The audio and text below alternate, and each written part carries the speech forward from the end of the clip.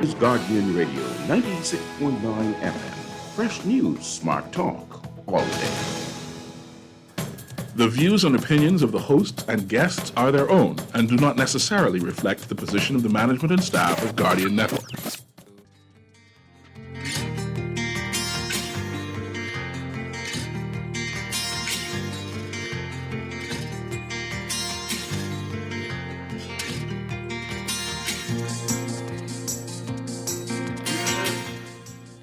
Good morning. A potential monkeypox case being monitored.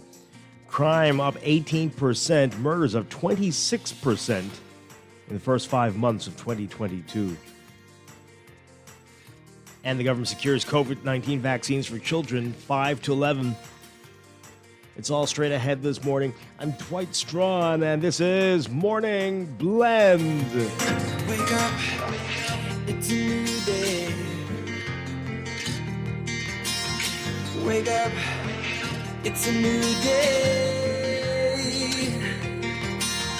It's the start of a new way. You know that it's here. It's the start of the end of the old way. Wake up, it's a new day. Wake up, it's a new day.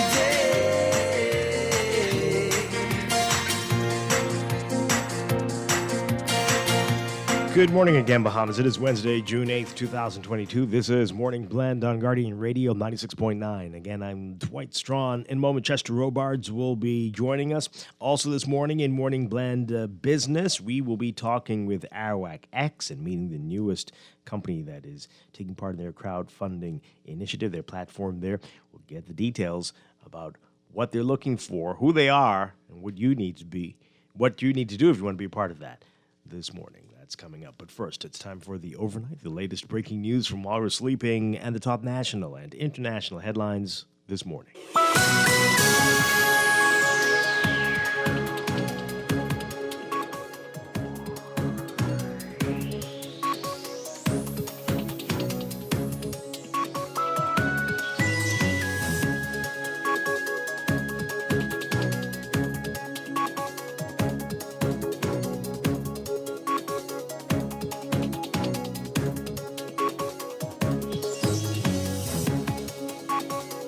In the overnight, a 40-something-year-old man who recently arrived in the Bahamas on British Airways being monitored for potential monkeypox, that's according to Minister of Health, Dr. Michael Darville. Darville telling reporters yesterday before the weekly cabinet meeting that the man came to the country presenting signs and symptoms associated with monkeypox. He said that man is being treated in isolation and that there are regular updates on his improvement. Samples have been taken, and those samples were forwarded to the Ministry of Health for further evaluation. Dr. Darville says the man has been in the Bahamas for a few days. The Ministry of Health and Wellness released a statement on the matter yesterday afternoon. It described the matter as a potential case. The Bahamas has not officially confirmed a case of monkeypox, which, despite the recent global outbreak, is not expected to lead to another pandemic. The ministry yesterday pointed to the global rise and indicated that it is a manageable health event. Major crime is up 18% for the first 5 months of 2022 compared to the same period in 2021, with an increase in murder by 26%. That's according to National Security Minister Wayne Monroe. He was speaking during the budget debate yesterday. He says, like our regional counterparts, there's been a high rate of violence, particularly homicides related to firearms. He says the trends have been attributed to the narrowing economic and educational opportunities that have worsened due to the COVID-19 pandemic. He says the police force has shared that there's still ongoing turf war over territory, drugs, and guns on the streets. He says, quote, this senseless activity has resulted in an increase in homicides by 26% when compared to last year. There were 58 incidents compared to 46 in 2021, of which 54 murders occurred in New Providence and 4 in Grand Bahama. Health Minister Dr. Michael Darville announcing that the Bahamas has secured 20,000 pediatric doses of the Pfizer COVID-19 vaccine. He says that While in Geneva, Switzerland, for the recent World Health Assembly, the government negotiated with the World Health Organization the acquisition of those doses. Darvel says the date of delivery will be announced later.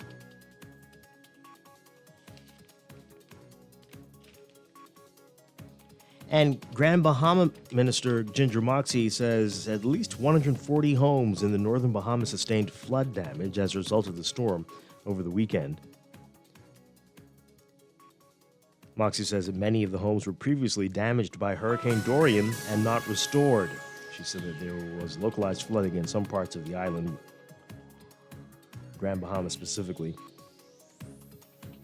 Acting Director of Bahamas Meteorology Department Jeffrey Simmons said on Sunday that a tropical cyclone dumped more than 10 inches of rain on Grand Bahama over the weekend. As the system moved over the northern Bahamas, it had maximum sustained winds of 45 miles per hour.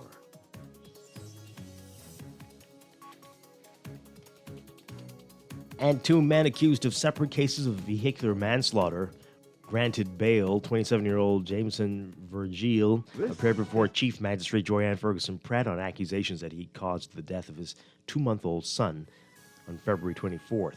The charges stem from a 2-car collision at the intersection of Soldier Road and Robinson Road. Virgil was not required to enter a plea to the charge since the case will be tried in the Supreme Court. He was granted $10,000 bail. His next court date is November 30th.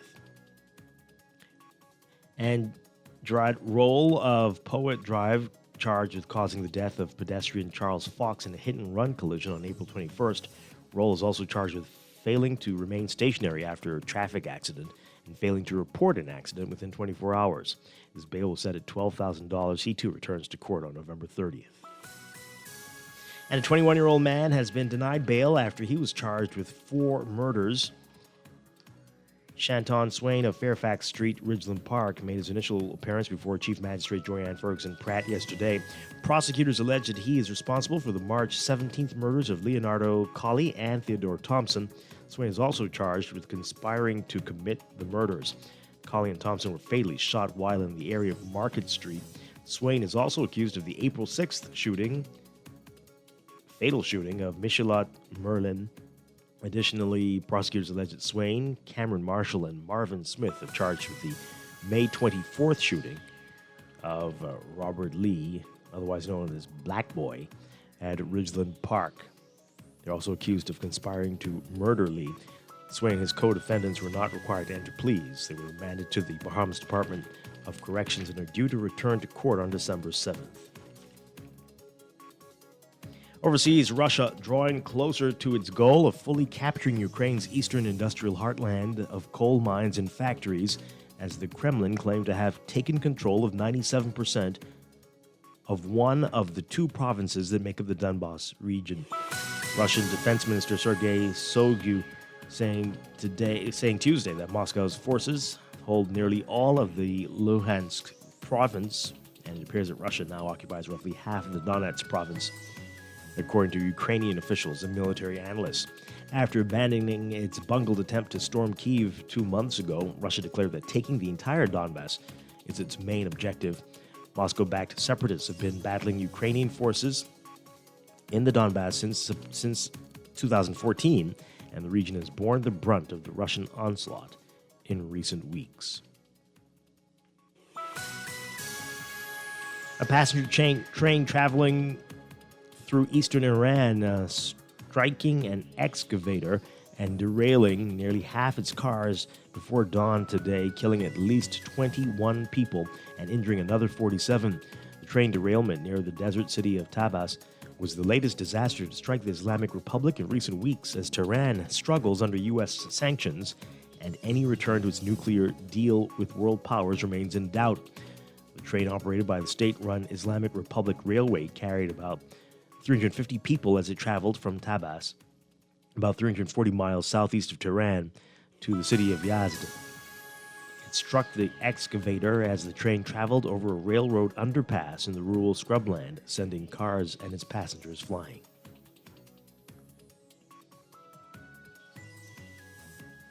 And a man drove a car onto pedestrians in a popular Berlin shopping district today, killing at least 1 person and injuring at least 8 others. The man drove into people on the street corner at around 10:30 a.m. before getting back into the car and then crashing into a shop window around a block further on.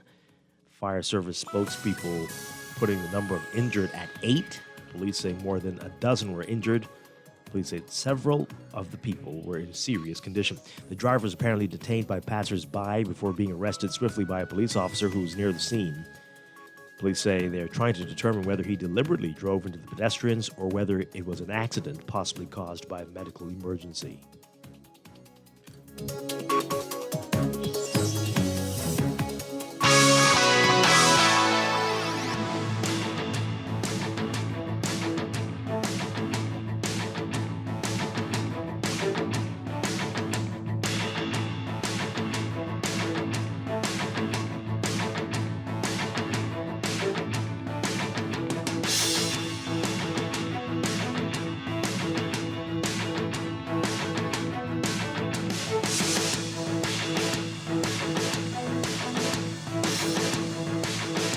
In sports, training is essential for basketball players on and off the court, as well as for those responsible for officiating games, ensuring that referees in the Bahamas are trained and compliant with all official basketball rules.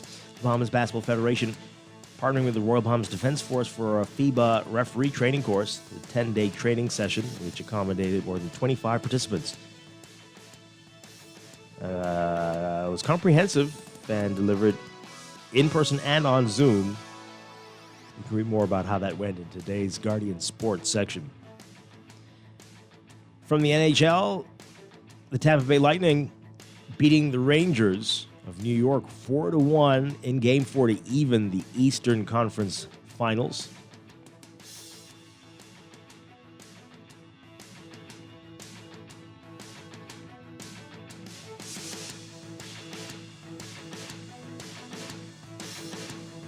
And from the NFL, the Waltons, heirs to the Walmart fortune and America's richest family, have won the bidding to purchase the Denver Broncos in the most expensive deal for a sports franchise anywhere in the world.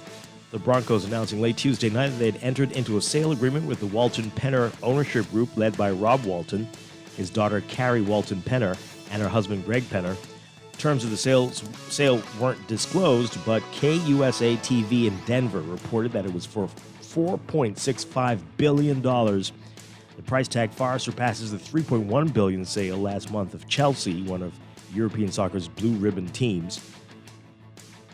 And that was to an American-led consortium fronted by LA Dodgers part owner Todd Bailey. The agreement for the Walmart Penner Group to buy the franchise from the Pat Boland Trust must be approved by the NFL, but that is considered a formality. That's sports, and that's the overnight. Time for your first look at weather.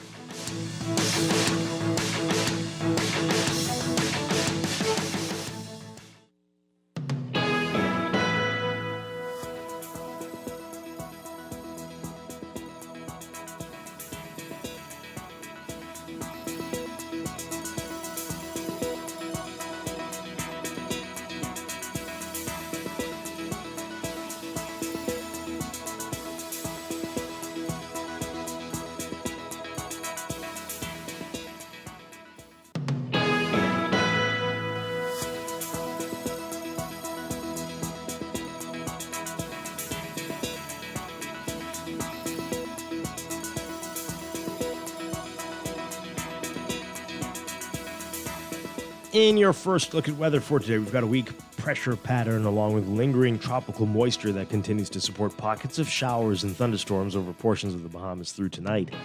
Boaters should be alert for possible waterspout or funnel cloud activity, and there remains a risk of strong to severe thunderstorms, and localized flooding is still possible in low-lying areas. For all areas today, we're expecting variably cloudy, warm, and humid conditions with widely scattered showers and isolated thunderstorms possible through tonight. Showers may become heavy and thunderstorms strong to severe at times.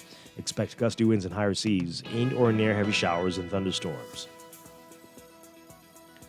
Winds variable at 10 knots or less in the northwest Bahamas, but east to southeast at 15 knots in the central and southeastern islands, gusty at times.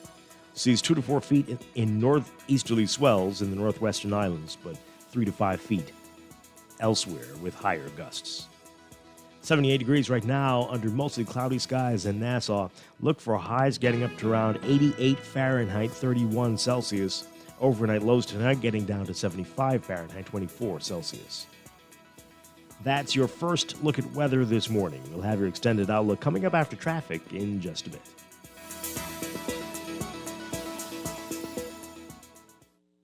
Wake up, it's a new day.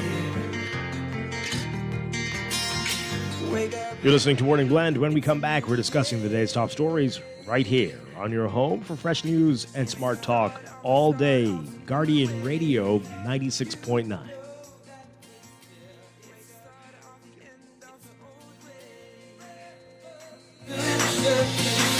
Wake up.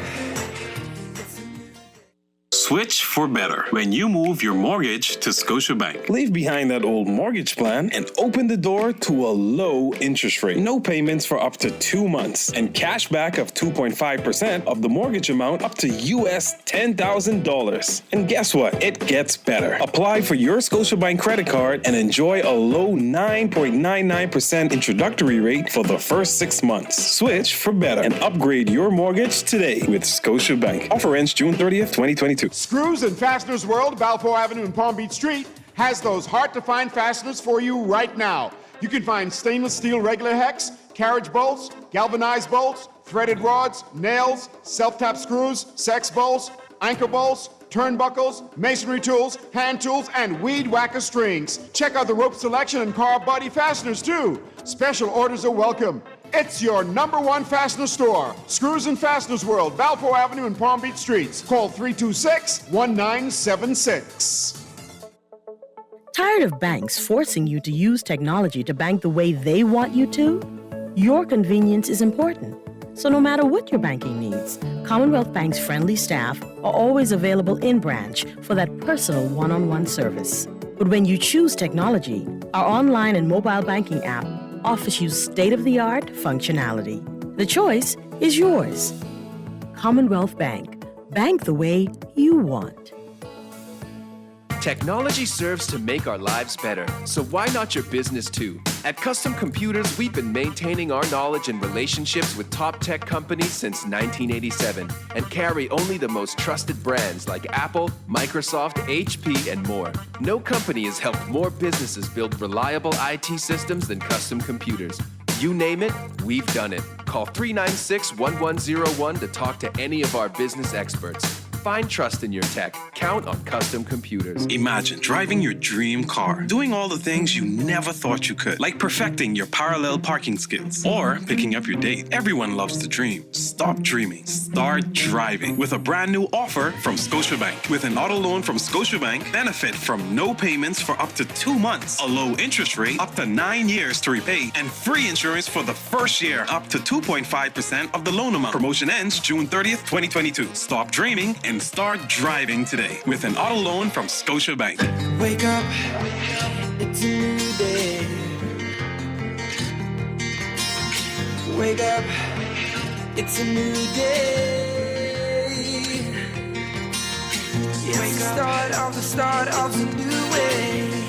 You know that it's the start of the end of the old way. Wake up. It's a new day. Wake up. Welcome back to Morning Blend here on Guardian Radio 96.9. We are streaming live on GuardianTalkRadio.com and on the Guardian Radio app for smart devices. We're also on your televisions on Cable Bahamas Channel 969 and BTC Flow Channel 612. You can tweet us at Morning Blend 969 or Facebook.com/Morning Blend 969. Text us on the Guardian Radio text line powered by BTC 422-4796. Remember, standard text rates apply. Once again, I'm Dwight Strachan. Joining me now, Chester Robards. Good morning, Chester Robards. Good morning. Great to have you with us as always. Good to be here. Glad to see it's blue outside and dry. Oh, for now. Yeah. More rain expected though, but hopefully nothing like what we saw over the weekend. Yeah, so we're gonna be talking about that and how how we're going to deal with the flooding that continues to happen, especially in areas that are hit with flooding all the time. And we keep talking about that, right? We know this is going to happen here, but we just like sitting ducks, just waiting. And eventually wading, like the ducks, through the water that comes, like every... Sitting ducks enjoy it. Right. That's the big difference. The big difference. So we're going to talk about that and a whole lot more. And in Morning Blend Business, you might have heard about it. It was announced yesterday, the latest company that is going through the Arawak X crowdfunding initiative, Tropical Gyros. That's how they say it, right? That's how they say it. Yeah, okay. It's their name, their company. Right. They get to tell you. That's how you pronounce your name. Strawn, that's how you pronounce it. Doesn't matter what it looks like to So you. it's not Strachan. Okay. Not the way I say it, apparently, but yeah, so that's how it goes. Okay, so we're going to talk to them about what they're hoping to achieve through crowdfunding this morning. So a lot to get to, but let's begin with what's in the news.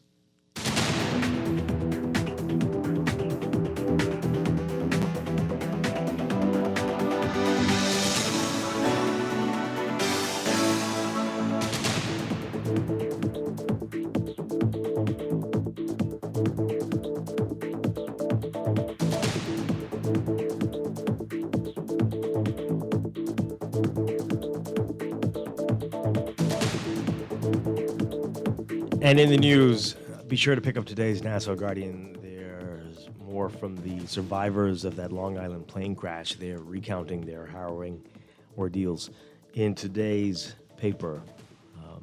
Hear from themselves, hear directly from them. Some of them, what they went through. And again, our prayers go out to them, and we wish them a speedy recovery. And again, to the family of the victim in that crash.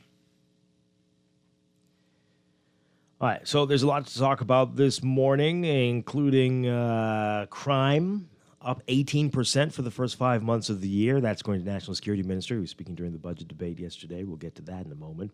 The government has secured COVID-19 vaccines for children ages 5 through 11.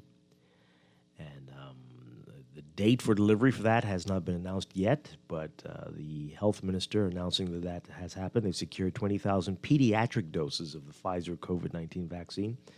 And so that is coming. That's coming. And as we said, we're going to talk about the flooding as well and what's on tap to mitigate some of these issues. But first, monkeypox. Potential monkeypox case being monitored. The health minister making that announcement yesterday. For more on this, take a listen to this report from our Tashina Robinson. There is a suspected case of monkeypox in the Bahamas.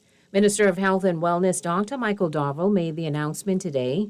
The patient, believed to be in his 40s, arrived in the country several days ago on board a British Airways flight. I have been informed that there is a potential case, and I want to make that very clear, potential case of monkeypox in the Commonwealth of the Bahamas. It's a foreign national who came into the country, who presented with signs and symptoms associated with monkeypox. Still, the risk to the general public remains extremely low. There's only about 1,000 cases of monkeypox across 29 countries.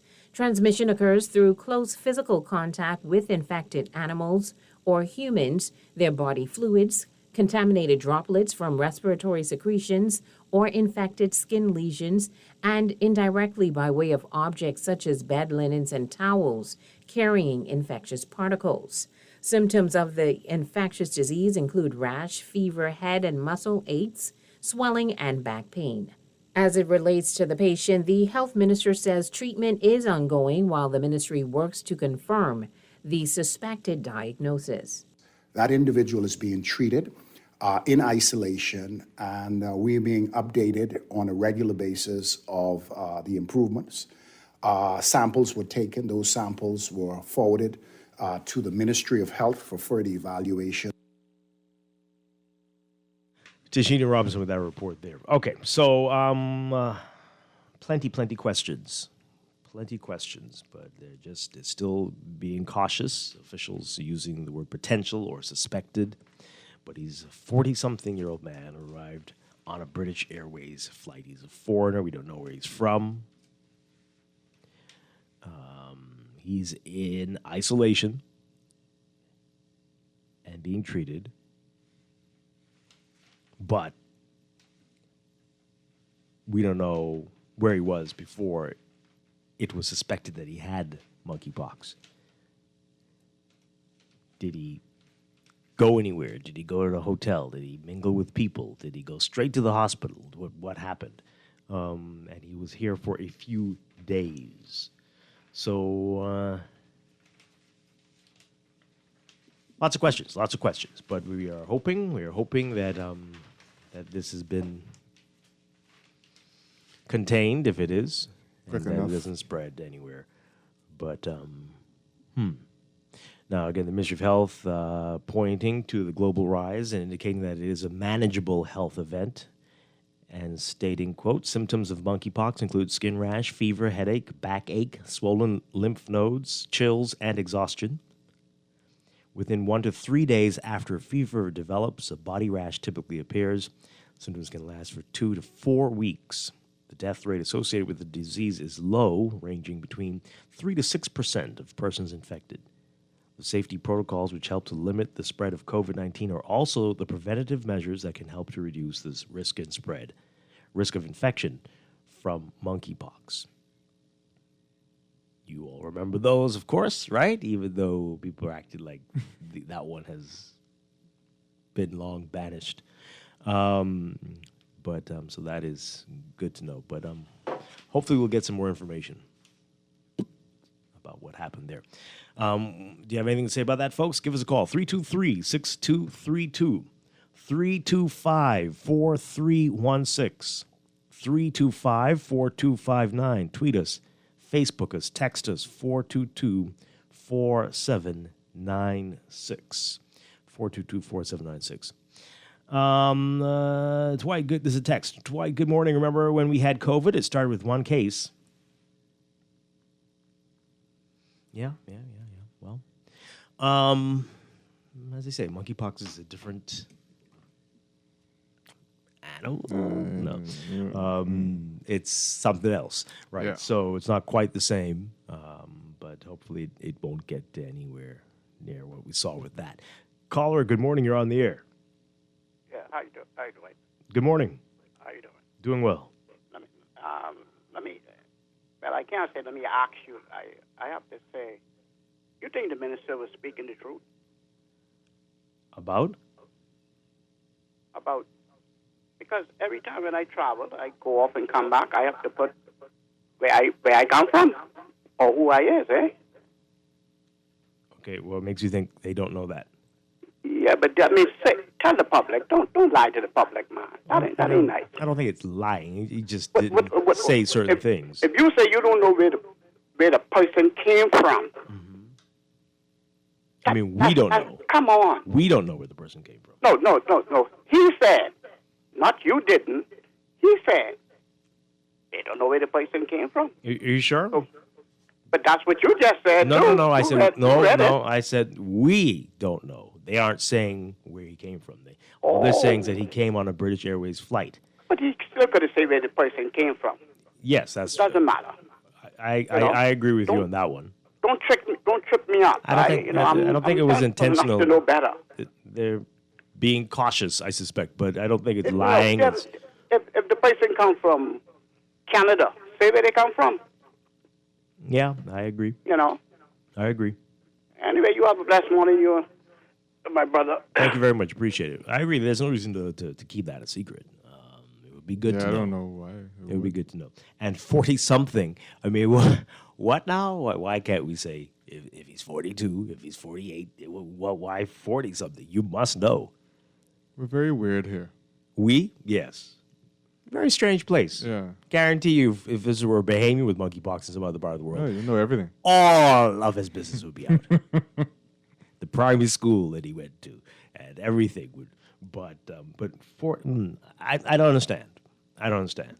But I wouldn't say it's lying. They're just extremely weird, as Chester says, right? That just, why are you doing that? Why are you acting like that? What's the problem? I don't know. I can't even think of the reason. Right? He came on British Airways. It doesn't mean he's British. Well, what is happening? Anyway, okay. And why can't you say the date that he came? A few days. Giving himself away. Ah, boy. Everybody just needs to. Anyway, caller. Good But, morning. The problem is they make things worse for themselves. When they Right? do this stuff. I think so. That's the problem. I think so. I mean, you're trying to not cause panic. Right. But then you open everything up for To speculation, which causes panic. Right. And then people don't trust you. Right. Because now you heard what just happened there. We're saying we don't know, and then you say he isn't saying. And then it spreads. Oh, he's lying. No. But we don't need to be like this. So we would have done well in the Cold War. James Bond movies. Very good. It would just be anyway. Okay, good morning, caller. You're on the air. Good morning, Glenn. Thank you for taking my call. No problem. Good morning. But like when I listen to you every morning, I hear so many souls that are transmigrating from the solar system to the TRAPPIST 2. Spell it TRAPPIST -2. That's another solar system that most people don't know about, but we'll deal with that later. But I want to ask you a question real seriously. Okay. Mm-hmm. Yeah. Just look it up. TRAPPIST -2. Or 1 or 2, and you'll see where we go as we leave here. But I want to bring some ease to persons who are really suffering pain, feeling the loss. Be comforted in knowing that, you know what? We all have to go through this transition, coming here and leaving here. It doesn't have to be painful, and that's the problem I have. Why are we painfully forcing people to exit from here? Somebody needs to explain that to me. Because God, being the generator, operator, and destroyer of all things, doesn't want us to leave here in so much pain. And I think we're doing it wrong. Maybe we need to address that, because I watched my mommy suffer to the last moment, right? And I realized that pain doesn't have to be the way to exit, but we have to address that. And maybe you could figure out a way to address that. Maybe these fellas who are doing this garbage need to spend some time in the hospice or in the hospitals and watching how people leave, watching how they leave, and realize that you got to do it too, and come on, man. And, it really burdens me to see these people exiting this place in so much pain. That's all, man. Okay. All right. Thank you very much. It's pretty deep for 7-something in the morning, but I appreciate what you're saying. I appreciate it. Okay. Caller, you're on the air. Good morning. Good day, this is Strachan, always along with you and Chester, Dwight. Hi, good morning. Yes, we need justice, law, and order in this country. Dwight, the gentleman in which the good doctor, if he are good, or the minister, speak off, right?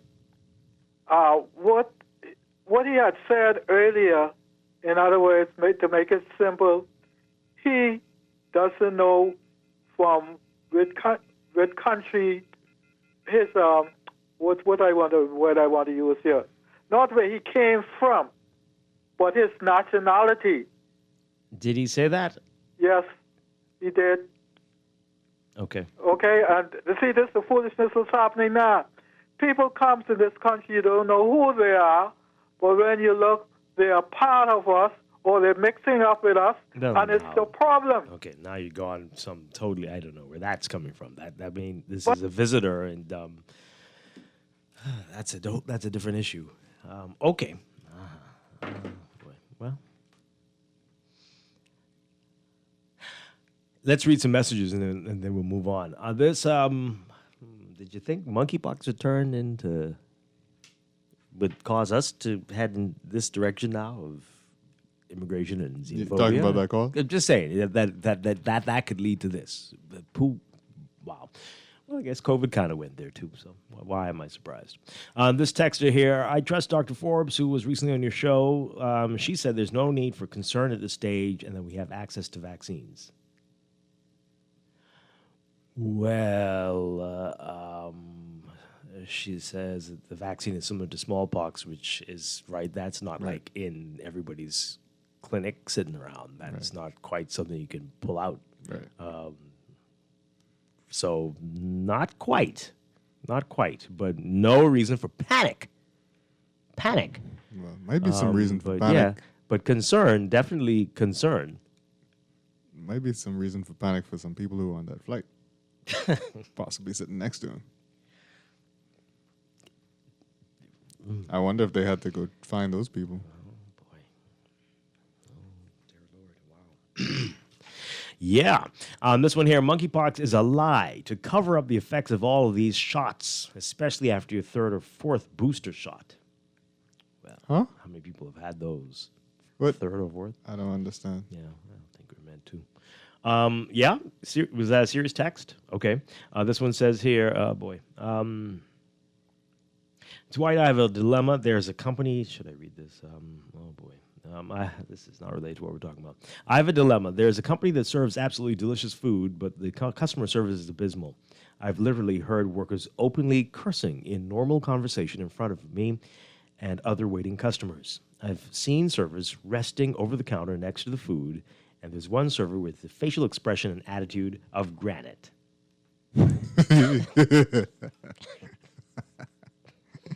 Completely dismissive. Literally, on Friday, I promised that I was never going back. But the thing is, this is normal across establishments, I was going to say, because this is 400 companies right here in New Providence. Right. If not 400,000. Anyway, can owners who speak so proudly about their products please begin the practice of having persons in multiple demographics, rich, poor, old, young, well-dressed, poorly dressed, go into your establishment at various times and report on the service quality they receive. It's got to be better than this. Secret shoppers is what they're talking about. Yeah, that's a great idea. And There used to be a whole secret shopper thing. I don't know what happened there. In this country? Yeah. Really? I think there was more than one company doing it too. Yeah, I would love to be part of that. I've had some experiences. I know some owners, and I'm like, you probably need to spend more time in your store. Some people. I got a beef with the gas station right now as I keep talking about that. But anyway, enough about that. But yeah, that's crazy. So the food is that good, eh? I vowed not to go back. But I gotta go back. That good. Yeah, this is a serious problem, and you're right. Inappropriate conversations, that is an epidemic in this country. It is. Like, do you not see me here? Why are you talking about this in front of me? Loudly, like screaming across the store in some cases. I experienced it last weekend. Weekend past. Yeah. It's a daily occurrence. That's a week's worth of shows there. Yeah. But you might need to. I mean, people were telling me to name and shame last week, but maybe you should name. I don't know. So that because people will say, "Oh, is it this place? Is that place?" And nothing's going to change. Maybe you should send it in the text just so we could go check this food. Check this food out. I'm curious about this food now. Right. Good morning. Did they say how you get monkeypox?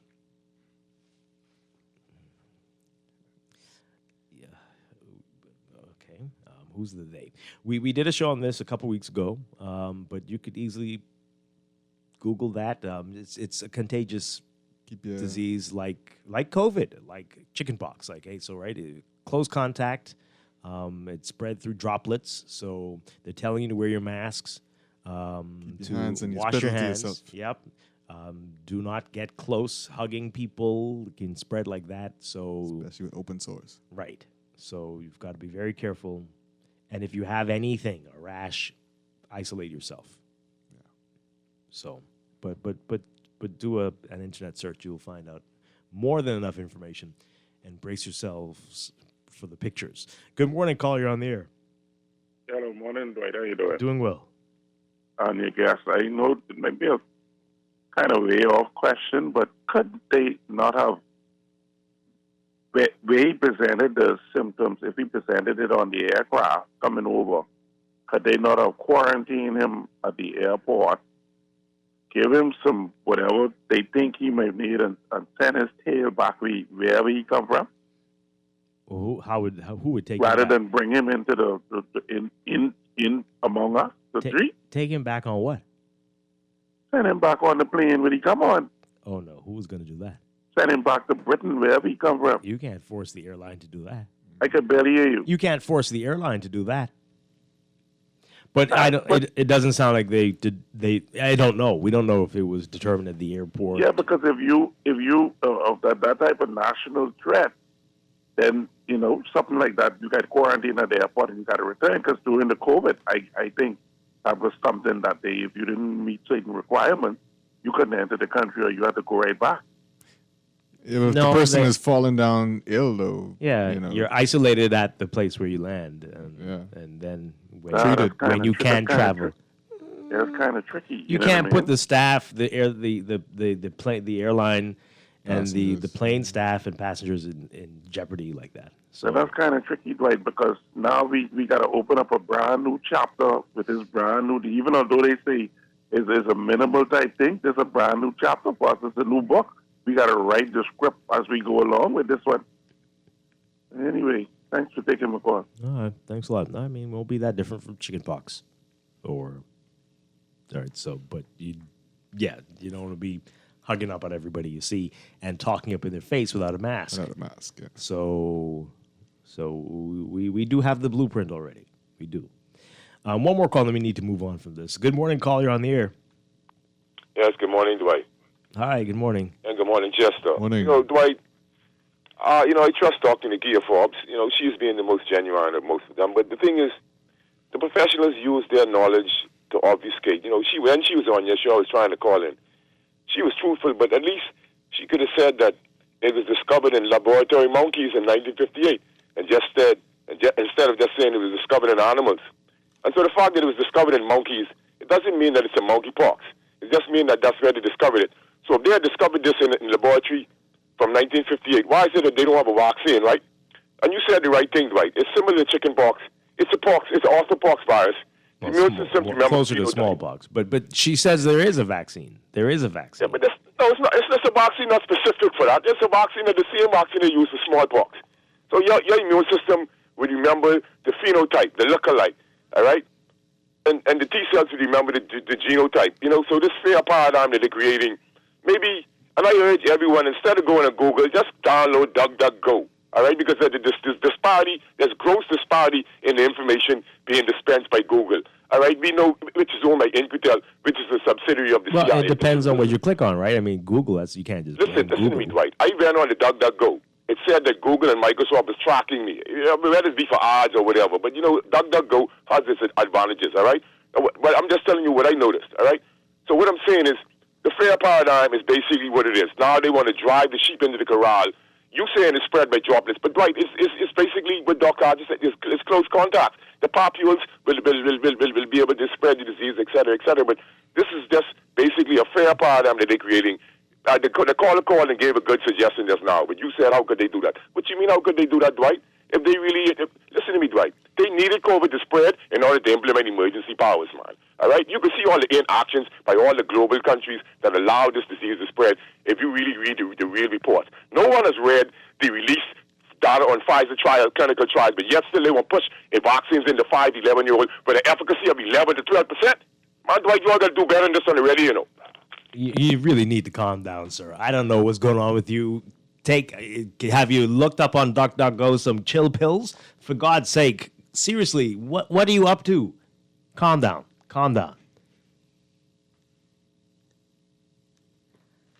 Oh my God. Okay. Oh Lordy. This person says here, Darville shouldn't have to explain anything to you guys. All are welcome, no discrimination. Okay. While smallpox vaccines, I don't think I would read any more of these. Okay. Everybody, be careful. Be careful out there. All right? All right, so let's change gears. We're just letting you know. Potential case, be careful. Flooding. Did you have any issues over the weekend? The government's looking at ways to mitigate the flooding challenges here and other parts of the Bahamas. For more on that, take a listen to this report from our Jasmine Brown. We've identified about 100, I'm sure there's more than that, Also in Bimini, there's about 40 homes. And so we're looking to see how we provide assistance there. The Grand Bahama minister says that number is only based on their initial assessments, which she says were conducted following a weekend filled with almost non-stop heavy rain. She says what made it even worse was that many of the homes that sustained water damage were ones that had not been fully repaired after Monster Storm Dorian in 2019. It's because they were already compromised that you had the water just seeping in. And then you had, because it's really just, it was rainwater. That's what it was. It wasn't anything other than that. The winds weren't strong enough to cause the other type of damage, but it mainly was flooding. Based on the state that it's in, no, we can't do another Dorian. We can't do another Dorian. Moxie adds that the situation is so bad in Grand Bahama that she planned on making a case in cabinet on Tuesday to get immediate access to funds to assist with the situation. Over the weekend, officials reported that Grand Bahama alone saw some 10.6 inches of rainfall, with remnants of the impact spilling over to the capital and causing flooding in some areas. Public Works Minister Alfred Sayers says several mitigation measures are now in play and long-term solutions are on the way. We also have developed a contingency plan where we are acquiring pumps so that those areas which are prone to flooding, the water could be cleared quickly from the road, as well as people's homes and yard and so on. And we will be using a tiger dam, which will be placed in some communities where the water could be diverted from the streets to a dam area. Sayers says he will deal with other measures to deal with flooding when he delivers his contribution to the budget in Parliament later this month. Reporting for Guardian News Network, I'm Jasmine Brown. Okay. So, some fancy talk there from the works minister there, and but how confident are you that we're going to finally do this? Get this together. Shockingly, anything from Pinewood, right? No, nothing. So this is Pinewood's great revenge. The rest of the island is flooded. Now, every time, Pinewood is great, and we're happy for the people of Pinewood. They still got to do the work in Pinewood, though. Stephen had a message. We said the island has been tilted, and so all the water now goes east or west. But that's fantastic. Hopefully, we know it won't stay like this. We know how things work. But what's being done? There was some talk a few weeks ago. What's being done to ensure that when it does happen, when the heavy rain does come, that there won't be an issue there? But we're seeing that eastern New Providence still, you can't get past a certain point of Prince Charles Drive. The flooding was terrible in Coral Harbor yesterday, still, and likely will be possible to see. I was surprised to see Frank Watson Boulevard. There's an area. Yeah, still right. There must be a little dip, so it creates a huge pool. Yeah, and people were still trying to get through it. Yeah, it's insane. I was like, "Whoa!" My cousin sent me pictures. Yeah. I was like, dang. Yeah, so that was all over. Coral Harbor Road, Airport Road, right? Windsor Field still was flooded. As you said, Frank Watson. We could see that even on the traffic map. There was traffic because people were just sitting there wondering what to do and trying to slowly make it through. But this is happening and continues to happen. What are we going to do? What are we going to do? Let's take a break and get your reaction to that and more of what's in the news. We'll get to the crime situation in a bit as well. This is Morning Blend on a Wednesday morning here on Guardian Radio 96.9. Stay with us. It's a new day.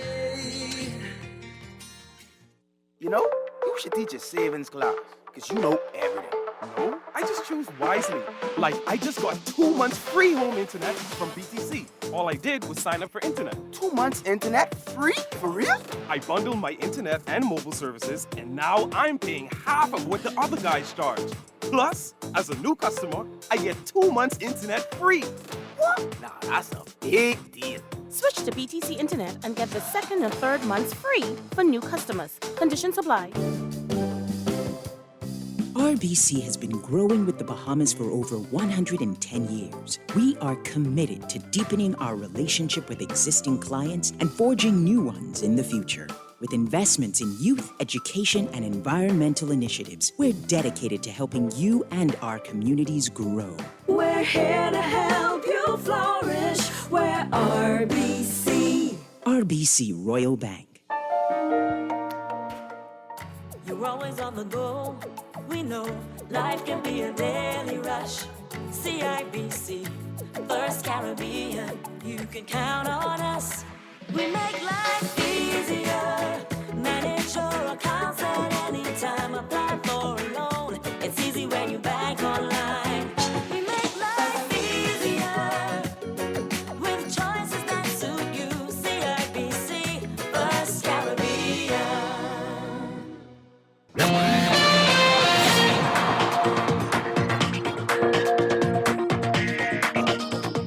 It is time for your first look at traffic for this morning, brought to you by RBC. For all of life's moments, there's one Visa Classic credit card. In your real-time traffic, we still have some flooded streets, so keep that in mind and expect some delays in those areas. We're seeing heavy traffic in your real-time traffic right now on Carmichael Road westbound to Coral Harbor Road and the roundabout there, and that area is congested.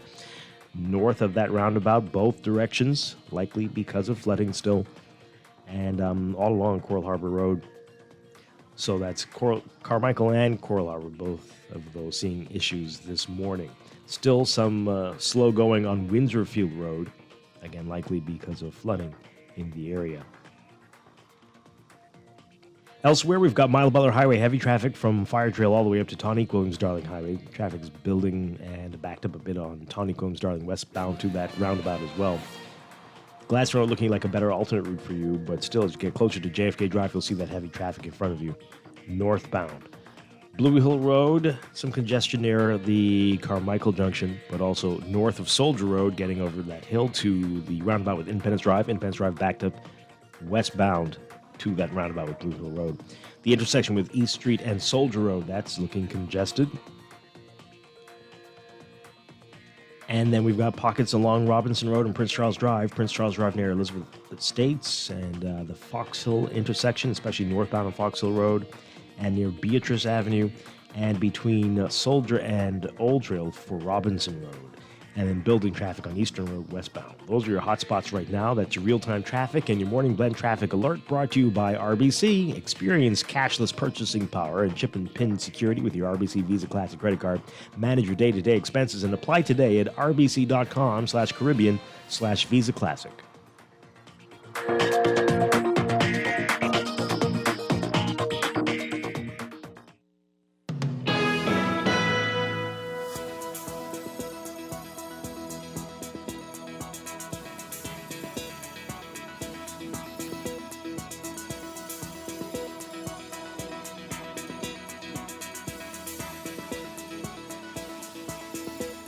And time for another check of your weather for today, brought to you by BTC. We've got a weak pressure pattern along with lingering tropical moisture that continues to support pockets of showers and thunderstorms over portions of the Bahamas through tonight.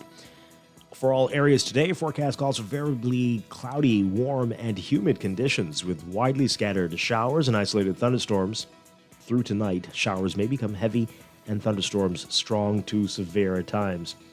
Expect gusty winds and higher seas, in or near heavy showers, and boaters should be alert for waterspouts or funnel cloud activity. Flooding possible in low-lying and low-lying and flood-prone areas. Temperatures today getting up to around 88 Fahrenheit, 31 Celsius. Overnight lows tonight getting down about 75 Fahrenheit, 24 Celsius. In your extended outlook, favorable upper-level conditions interacting with a plume of tropical moisture across the area will continue to support bouts of active weather around the islands through Friday. So for tomorrow, Thursday, cloudy to occasionally overcast and very warm with scattered showers and thunderstorms. Friday, variably cloudy and widely scattered showers and isolated thunderstorms over portions of the northwest and central Bahamas. The tropics are currently quiet, though. Tropical cyclone formation not expected through the next 5 days. That's your morning blend weather check, brought to you by BTC roaming is available with all BTC postpaid plans from $79.99 and above. All incoming calls while in the U.S. and Canada are free. When you travel, you'll be able to use your BTC postpaid plan as if you were right at home. Sign up for the $79.99 plan and get 15 gigabytes of data, unlimited BTC to BTC calling, 800 minutes to call other networks, U.S. and Canada, and free incoming calls from the U.S. and Canada when roaming. Visit any BTC store to sign up today.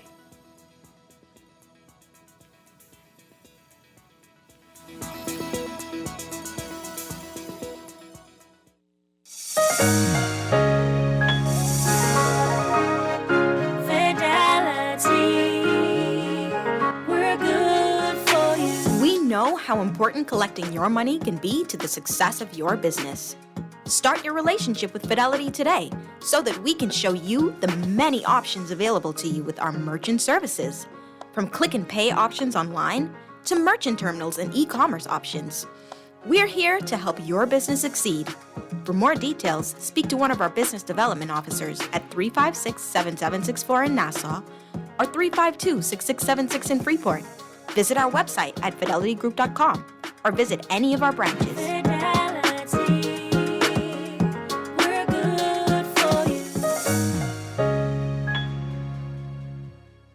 The Water and Sewage Corporation advises residents of Pinecrest Drive, South Beach East, that the corporation will commence improvement work on Tuesday, May 31st, 2022, for a duration of 5 weeks, from 9 a.m. to 3 p.m. daily. During this period, there may be some interruption in the water supply, road closure, and detours around the work area. Motorists are advised to avoid the area where possible. The corporation apologizes for any inconvenience caused and appreciates your support as they work to improve their level of service. RBC has been growing with the Bahamas for over 110 years. We are committed to deepening our relationship with existing clients and forging new ones in the future. With investments in youth, education, and environmental initiatives, we're dedicated to helping you and our communities grow. We're here to help you flourish. We're RBC. RBC Royal Bank. Breakfast just got better at Wendy's. Introducing the Breakfast Biggie Bag. Enjoy a double sausage muffin with 2 square sausage patties, a freshly cracked egg, and cheese served on a toasted English muffin, a medium waffle fries, and an orange juice for only $5.25, VAT inclusive. And an apple pie for just $1 more. Say what? At Wendy's, better breakfast is all day. Offers valid in participating locations. Wendy's, different inside and out.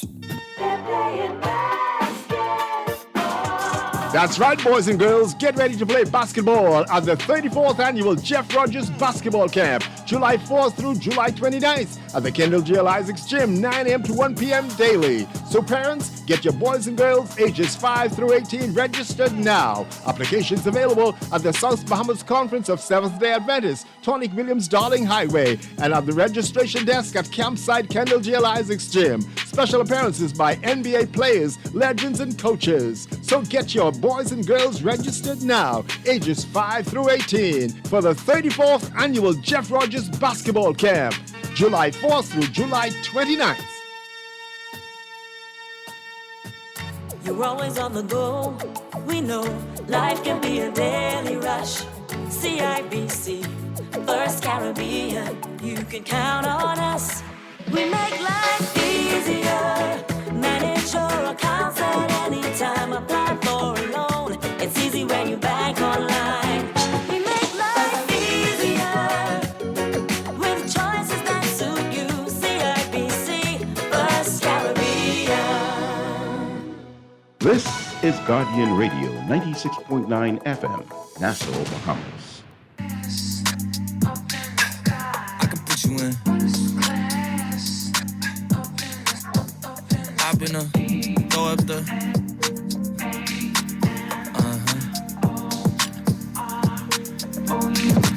And I can put you in. I can put you in.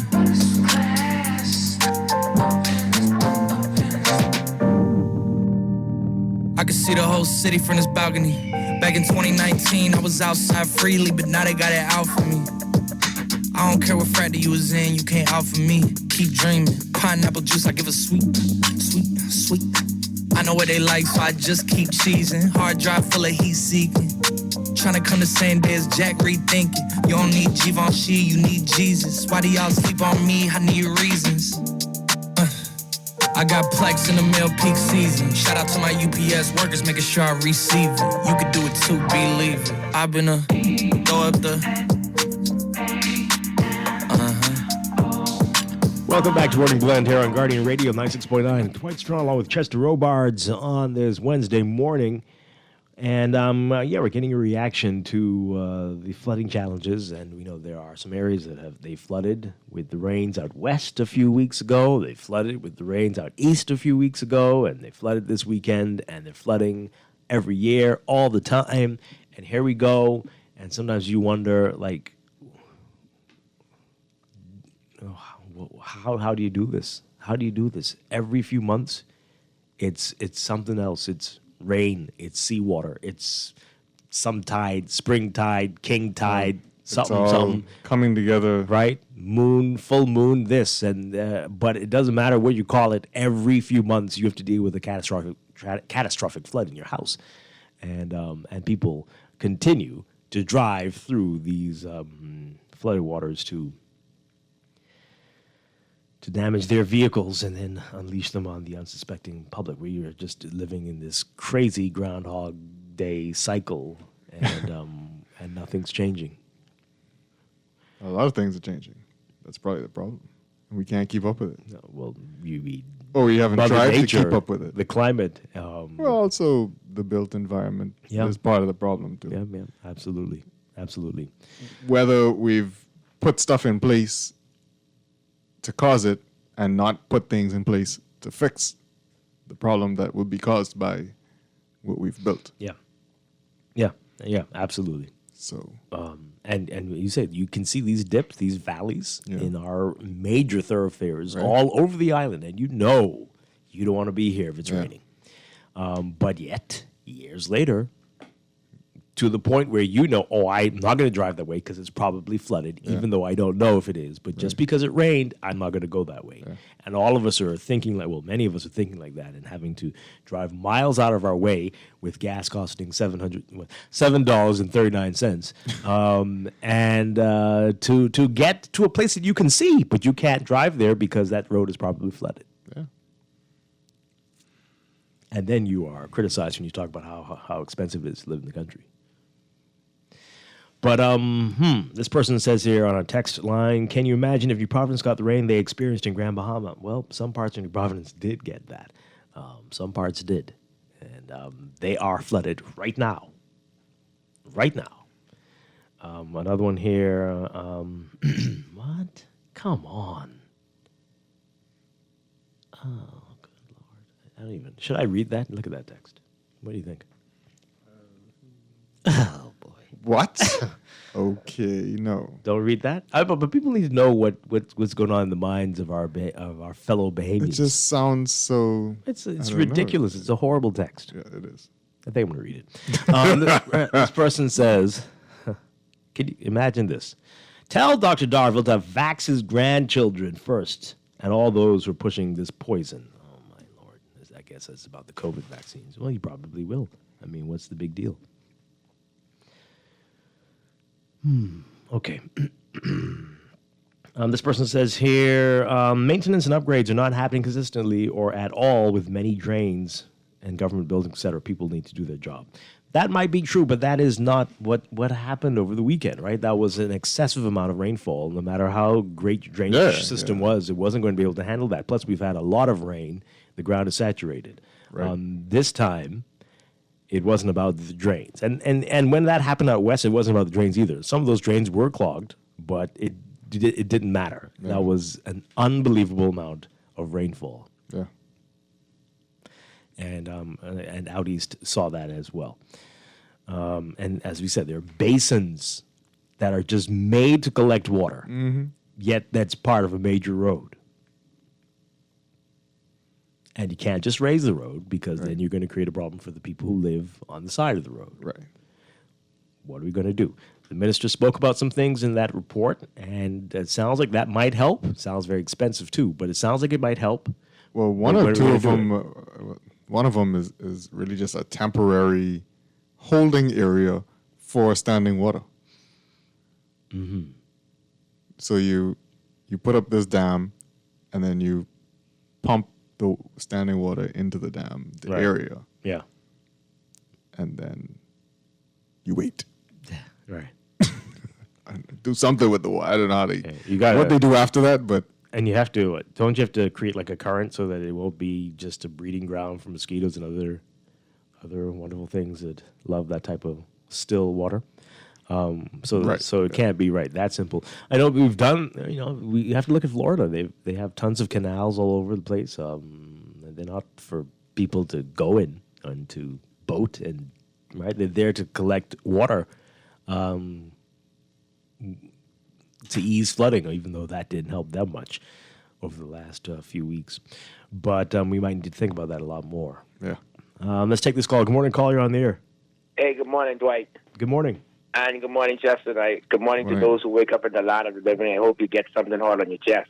Hey, Dwight, enough times when I listen to you, like the stories of people calling and the flood, not when I say flood, the water, right? And you got to drive through the water, right? But having experiences or something is a really serious thing in this little 21/7. Last night I had to go out in Serenity area, basically past Jacaranda, right? And if you know where Life in Hills is, right? Do you believe I supposed to go Mount Pleasant and I turn around? The reason I turn around is because when I look ahead, there's water. Mm-hmm. I don't know when I drive through that water what I drive through, but listen, I listen to people coming from Jacaranda, there's a hole in that road. A hole, Dwight. I'm talking about when I ride in that hole, it's like, my car is like, boom. I say, Lord, please don't let me break down out here. Well, if I break down here, I got to call someone to help me, but don't let me break down. But at the end of the day, I look at it, and it's the rain, people. And I ain't trying to make no stories or defend nothing, but it is the rain, because if you look at that, no matter how much it rained that day, it's just water just has come. And I'd advise anybody, if you ain't got to be on the road, and especially like in those little cars, I would advise you to stay home, because when you drive sometime, Mr. Strachan, when you driving and you know what you driving, and all you hear, boom. And who could you might say, oh, well, the road or whatever, but we need not only drainage systems in this country, we need some sort of relief to this flooding, or try to put it to a minimum. But we have a problem, and I said to someone yesterday, I pray to God that we don't be hit with no hurricane or no more, even storms or treacherous weather. Yeah. Okay. Thank you very much. Appreciate it. All right. We're going to the news. Can I get this in? No, we gotta go. All right, I'll read this on the other side of the news, and we're going to talk about the crime rate, what's happening. We'll get into all of that after news. This is Morning Blend on Guardian Radio 96.9.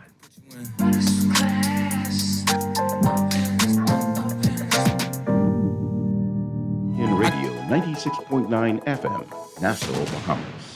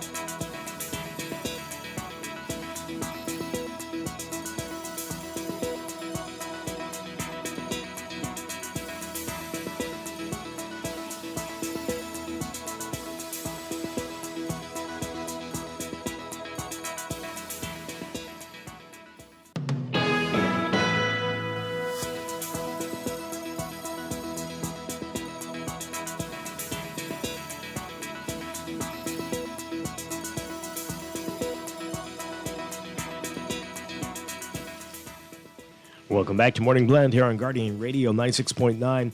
We are streaming live on GuardianTalkRadio.com and on the Guardian Radio app for smart devices. We're also on your televisions on Cable Bahamas Channel 969 and BTC Flow Channel 612. You can tweet us at Morning Blend 969 or Facebook.com/Morning Blend 969. Text us 422-4796. And now at 8:23, time for another check of your weather for today. Brought to you by Bahamas First Insurance. Here's what's happening. We've got a weak pressure pattern along with lingering tropical moisture that continues to support pockets of showers and thunderstorms over portions of the Bahamas through tonight. Boaters should be alert for possible waterspout or funnel cloud activity, and there remains a risk of strong to severe thunderstorms. Localized flooding is possible in low-lying areas as well.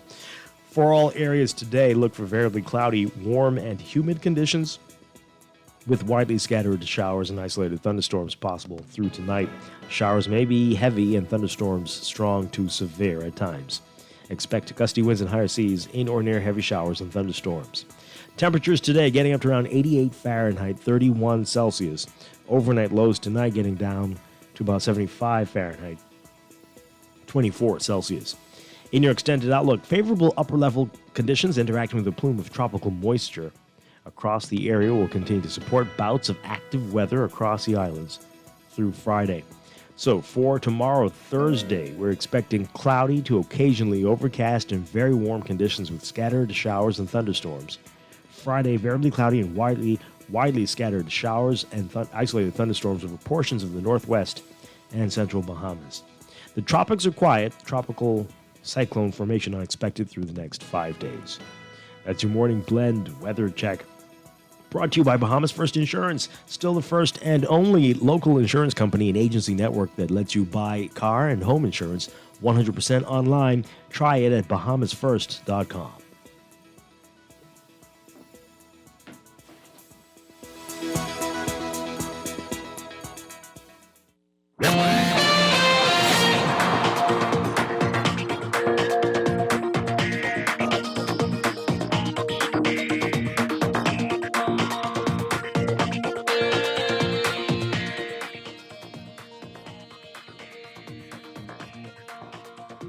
And at 8:25, time for another check of your weather for your traffic for this morning. Brought to you by RBC. For all of life's moments, there's one Visa Classic credit card.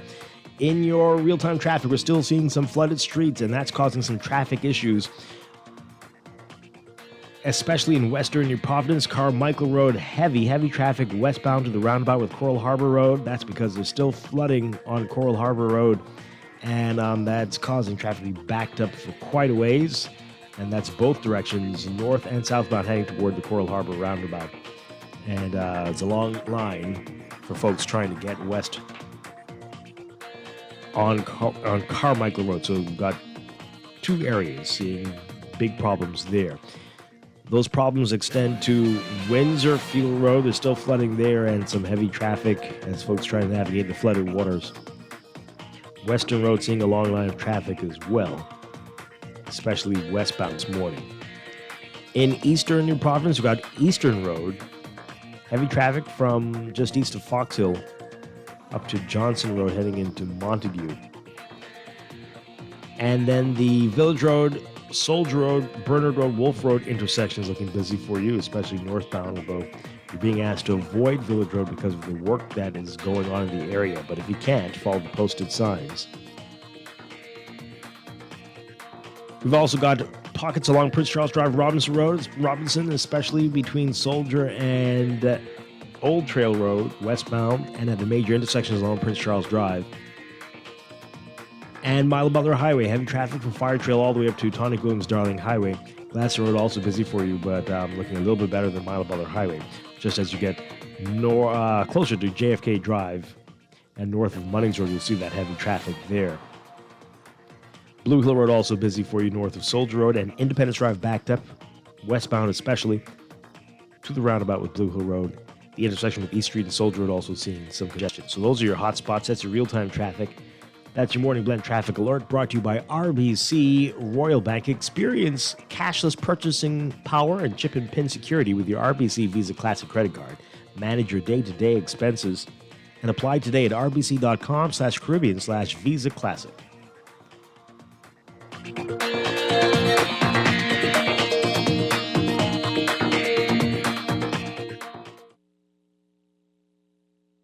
Around the world, Cleveland Clinic is recognized as a leader in healthcare. Our team of experts relentlessly pursues the best for our patients. From groundbreaking cancer research to state-of-the-art heart surgery, life-saving innovations happen here every day.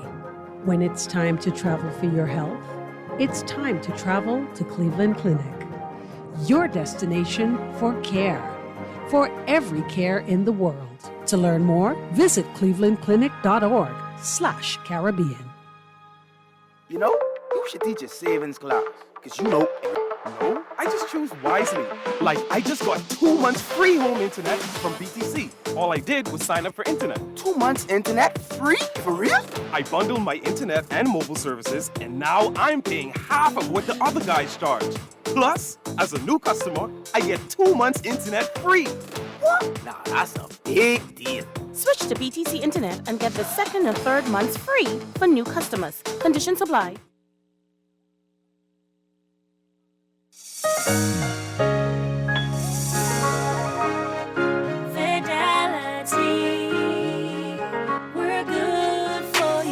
I used to think of the bank as my personal ATM machine. If I wanted a new car, new furniture, a weekend trip to Miami, no problem. Just max out the credit card or top up my loan. I was a big baller until I realized that 75% of my salary was going to pay back all those loans. Fidelity's personal financial coaching was the best solution. Fidelity gave me a plan with a debt consolidation loan that has a built-in savings that pays 5% interest. I now have one low monthly payment plus money in my pocket. Give Fidelity Bank a call at 356-7764 in Nassau or 352-6676 in Freeport. Visit any of Fidelity's locations or visit a website at fidelitygroup.com.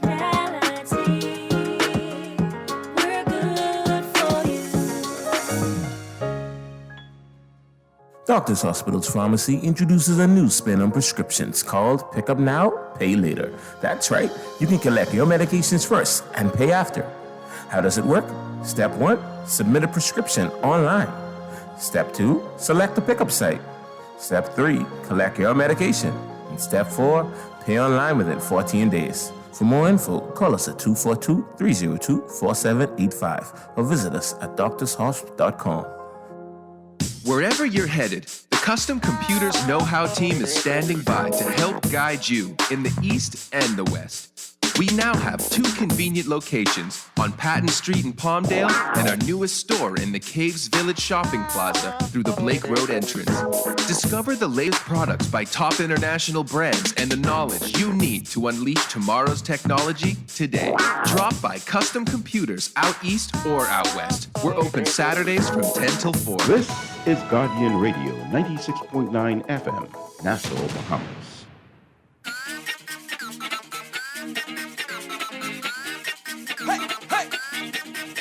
Make you jump, jump, start jumping, jump, jump, start jumping, jump, jump, start jumping, jump, jump. Now everybody jump, fling them, flag them up in the air, wave them, flag them up in the air, fling them, ride them up in the air, fling them, flag them up in the air. It's time to lose my mind, cause it's my time. All this liquor up in me feeling nice, nice. All these something up in here and they taking wine. So back this thing up, y'all, let me mash it from behind. We rushing up in the road and we don't give a good one. We got no choice when junk and no play time to act bad. If you miss this, my friend, I'm telling you it's so sad. I leave my manners home and waiting for the signal. Jump, jump, start jumping, jump, jump. The man can make you jump, jump, start jumping, jump, jump. Now everybody jump, fling them, ride them up in the air, fling them, flag them up in the air, fling them, ride them up in the air, push them, flag them up in the air. I dance wet and wild cause it's my style. We are back here with Morning Blend on Guardian Radio 96.9. Dwight Strachan along with Chester Robards on this Wednesday morning, and we are talking about what's in the news. We're going to get into the crime situation that the National Security Minister brought up during the budget debate yesterday. Well, I just want to read the last few of your messages that came in before the break about what we were talking about, dealing with the flooding issue when we have excessive rainfall events or surges, tidal waves, spring tides, all these things. Tidal waves. No. Okay, well, No, but that. We don't want that. We've had. Anyway, okay. This one says here, on the way out of the neighborhood this morning, everyone should look around and see if they see more than 10 acres of green space anywhere near them. Rain don't seep through concrete. And do you realize that we haven't had a real rainy season? So I don't know if that's accurate. Okay. I don't think that's quite accurate. How many years? I don't think that's accurate. I mean, maybe not like excessive, but we talked about this last week. I don't remember. So we've had some lightning events. I don't remember the lightning events of my childhood in New Providence. We haven't had that from what I could remember. All right, so I want to finish your text. We'll get back to the text, but that's an interesting point. I remember as a kid, every night trying to do homework, and you just see the sky lighten up. Is this what you're talking about? Yeah, I think so. Just nonstop lightning, and it isn't quite like that anymore. Yeah. I feel like that's changed. I thought that was a good thing, but okay, maybe it's not.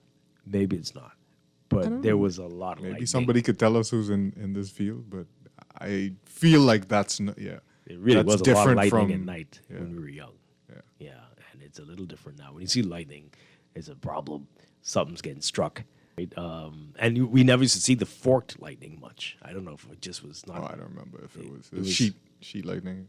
Yeah, it just didn't seem like that. But I remember when you dry traveled, lightning. when you traveled, you saw it. Like, oh, we don't get that around. But now, you could tell. Oh, something got hit. You could see that, and then you hear later.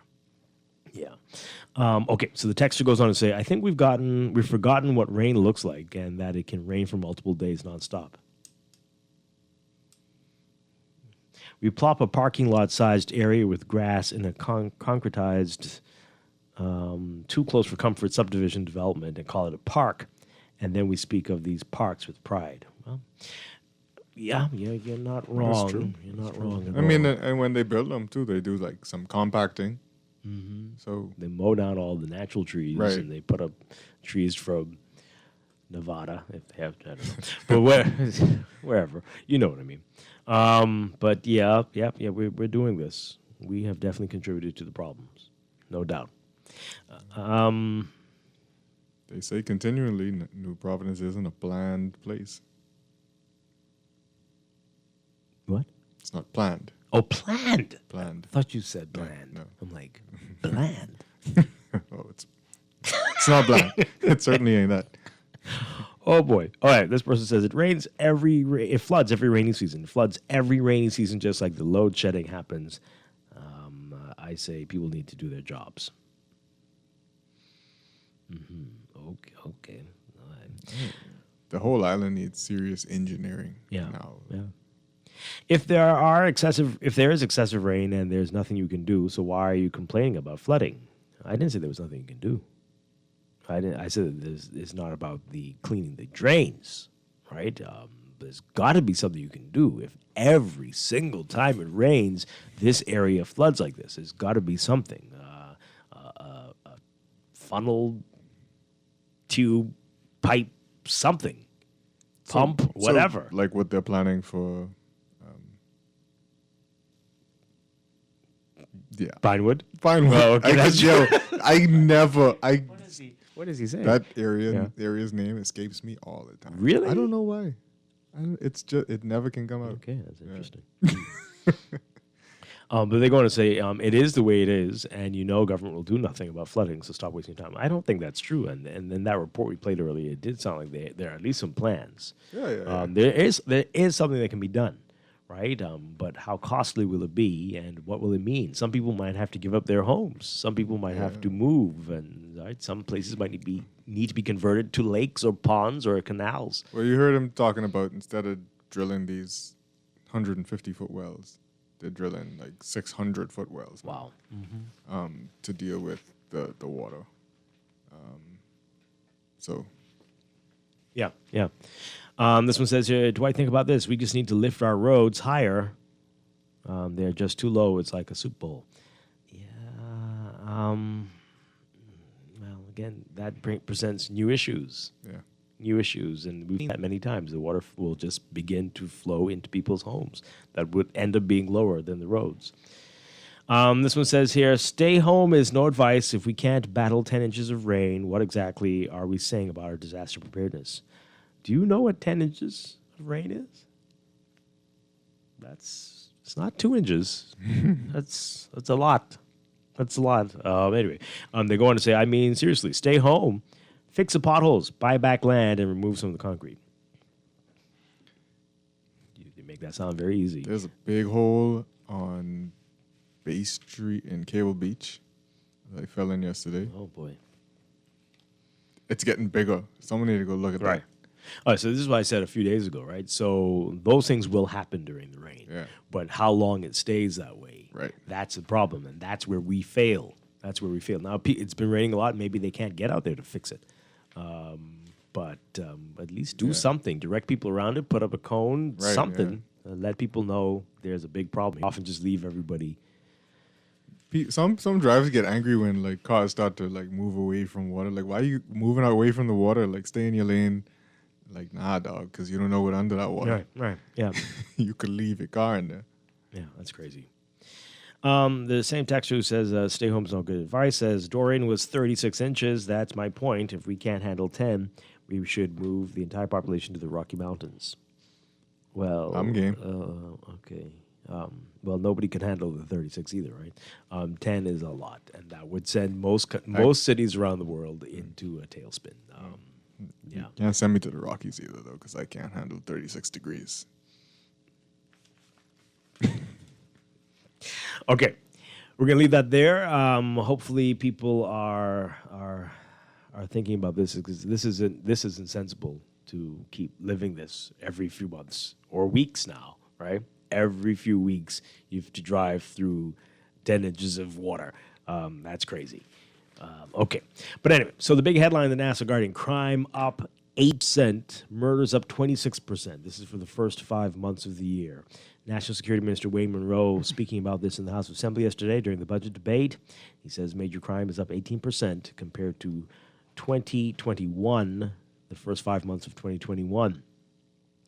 Monroe saying, quote, like our regional counterparts, there has been a high rate of violence, particularly homicides, committed with firearms. Now, this part is interesting. Listen. Quote, the trends have been attributed to the narrowing economic and educational opportunities that have worsened due to the COVID-19 pandemic.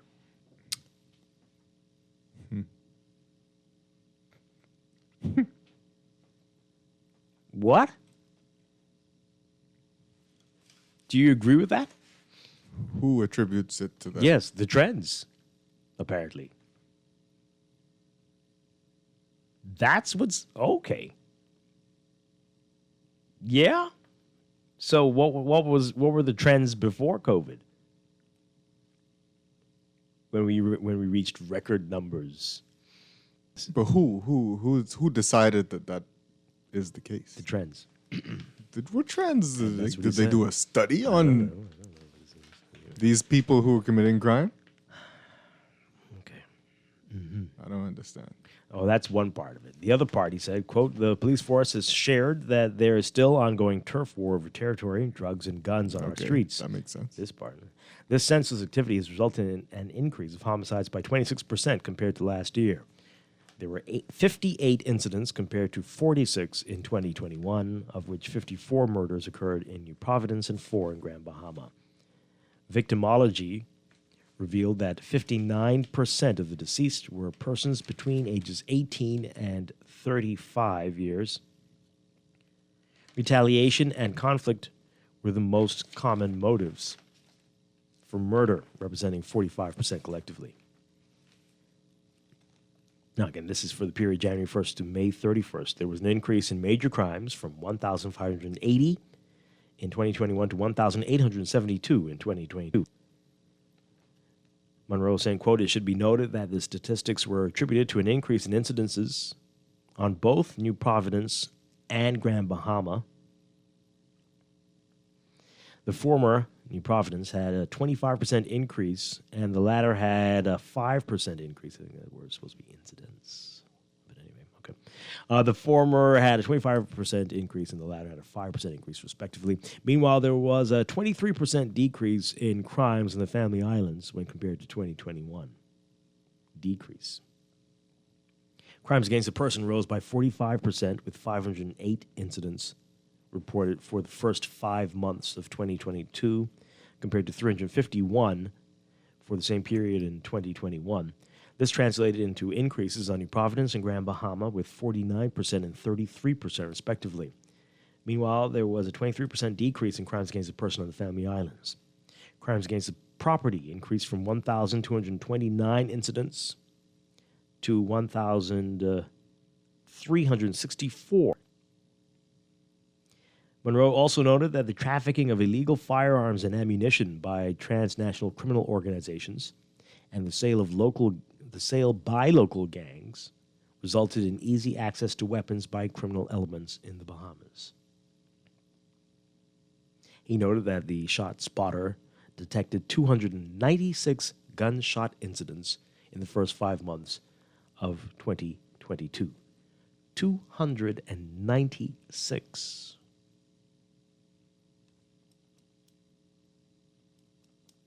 $296.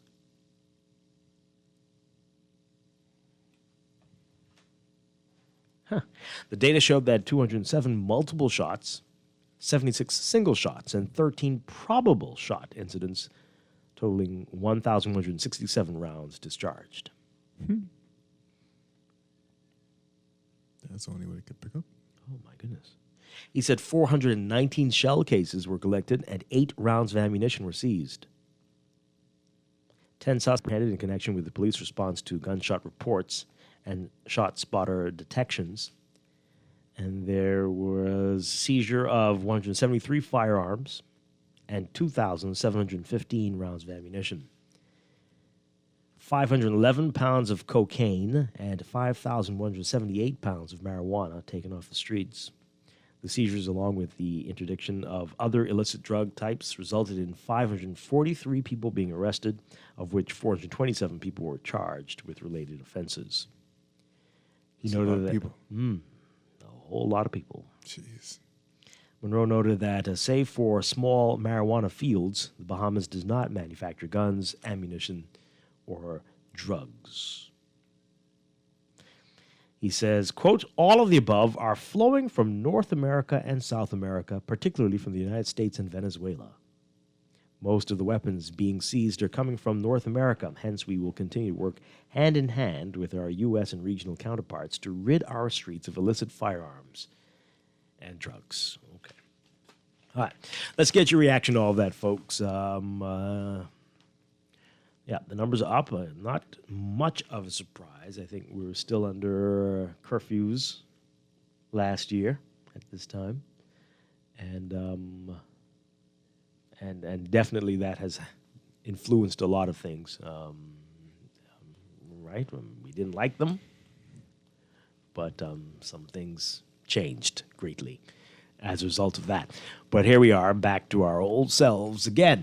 323-6232, 325-4316, 325-4259. Tweet us, Facebook us, text us, 422-4796. It's becoming a narrative of the administration that it's the U.S. and the drugs, and but especially the guns, right? The guns are coming in from the U.S. and the guns are hypnotizing the people and making them shoot things, apparently. No, I mean, that's what the narrative is? That's what it's... They're getting in here and causing people to go crazy and want them and use them. No, the people are crazy and they're easily accessible. That's what the problem is. We don't hear that, though. That's what's happening in the U.S.? Yes, the same that's thing what's here. happening. But we don't hear that. We don't hear anything about the crazy demand for guns in this country and how that is fueling the trafficking in of illegal firearms in the country. It's clear based on the amount of firearms they collect and rounds of ammunition. But if you think, it's just like the drug problem, right? What has that done? You're cracking down. You got all kinds of operations and treaties with other countries. Has it slowed anything down at all? Let's get serious. We've got a problem. Tackle it head on, not that way. What's going on with the people we of got the to tackle Bahamas? it both ways. Yeah, sure. At the same Sure. But they're not talking about the other one as much. Talking. They talk about it a lot. They do. There's a whole minister involved in the two sides of it. Mm-hmm. What are we going to do, folks? Let's hear from you. 323-6232, 325-4316, 325-4259. Tweet us, Facebook us, text us, 422-4796. This texter says, Monroe drives my point. Trends in violence due to lack of long-term vision in all areas. Put your thinking caps on, ministers, and get to work on solutions, not lip service.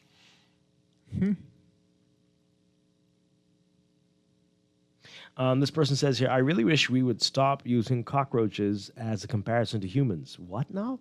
But it's not surprising that Wayne Monroe would use this type of analogy. Did he? What? What did I miss? What did I miss? Did he say something? Did he call the people cockroaches? I don't recall. He said that on a report. Oh, that's not cool. What? And then they wish that people would stop using cockroaches as comparisons. That's a frequent thing? Okay. All right. Is this the same shot spotter now being referenced from the previous administration? Why wouldn't it be? Of course. As much as that was downplayed, I would think they would scrap it. Politics, eh? Was it downplayed? No, it wasn't downplayed. I mean, it was. Maybe we didn't hear about it as much as you would like. No, we heard about it a lot. I think it was ridiculed. The fact that it exists. Maybe ridiculed is what you mean. Because it was like, okay, so you hear a gunshot, and when you get to where the gunshot happened, you find a dead body. So what does it do? It gets you to an area faster. Uh-huh. Okay. Yeah, that's great. That's great. It's great. But it's the same thing. It wasn't downplayed. They touted that they were immensely proud of ShotSpotter. Well, you hadn't heard of the results of the ShotSpotter. I feel like this is the first time someone's broken it down. I could be wrong. Oh, so apparently he did cockroaches. Oh boy. La cucaracha. Okay. Oh my. Well.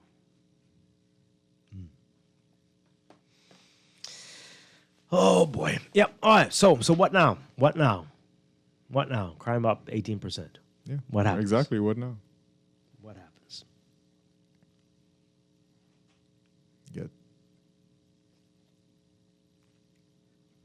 I'm just as lost as you. Right. Well, I don't know. I'm lost, but I think. Well, I don't think we'll see. We've talked about what we think are some of the solutions for a number of years. And again, the person mentioned lip service. It seems like that's what it is. It's being paid lip service. All right, so I'm being told that it was a reference to the CCTVs in parks. Okay, so something to the effect of when the lights come on. Is that right?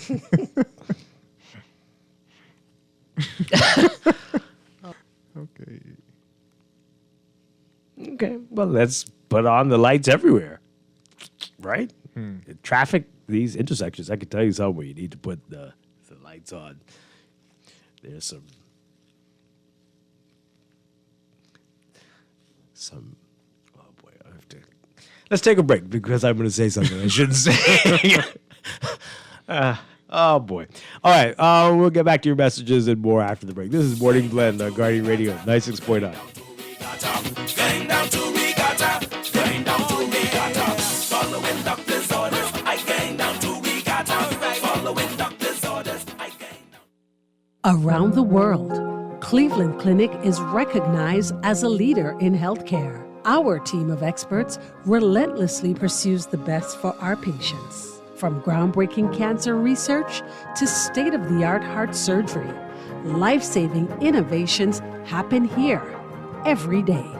When it's time to travel for your health, it's time to travel to Cleveland Clinic. your destination for care.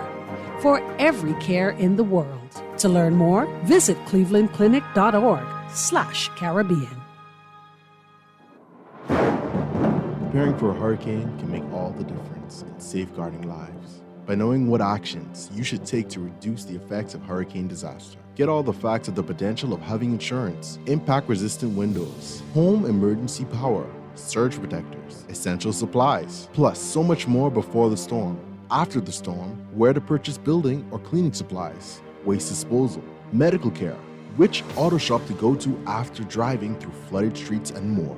The Nassau Guardian's Hurricane Guide will help to make sure everyone knows what to do in the event a hurricane approaches. Take advantage of this double insertion opportunity plus 15 radio commercials. Contact us today at 302-2300 or your account executives. Will you be prepared?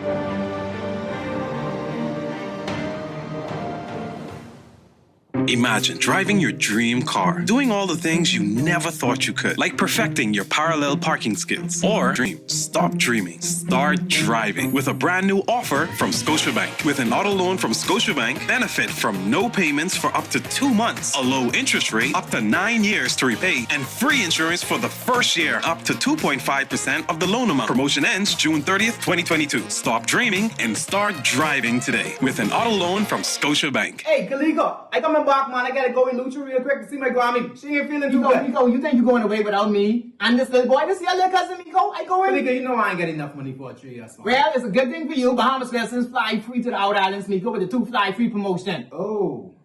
You know that? Don't do it. Little boy, go pack up your stuff, yo. And you think I stupid, Miko? Your Grammy live in Long Island? Don't do it. I come in. There is no better time than now to go on a family getaway to the Family Island. Go to BahamasResidence.com for more information. Earning zero interest on your savings at the bank? With as little as $100, you can start earning interest on your money while you're sleeping, eating, or standing in line at the bank with the CFAL Savings Express Plan. Ready to invest? Start by putting $1,000 into our mutual fund because at CFAL, your interest is our interest. Visit CFAL.com to start now. CFAL, growing wealth for future generations of Bahamians. Wake up, it's a new day. Wake up, it's a new day. This is Guardian Radio 96.9 FM, Nassau, Bahamas.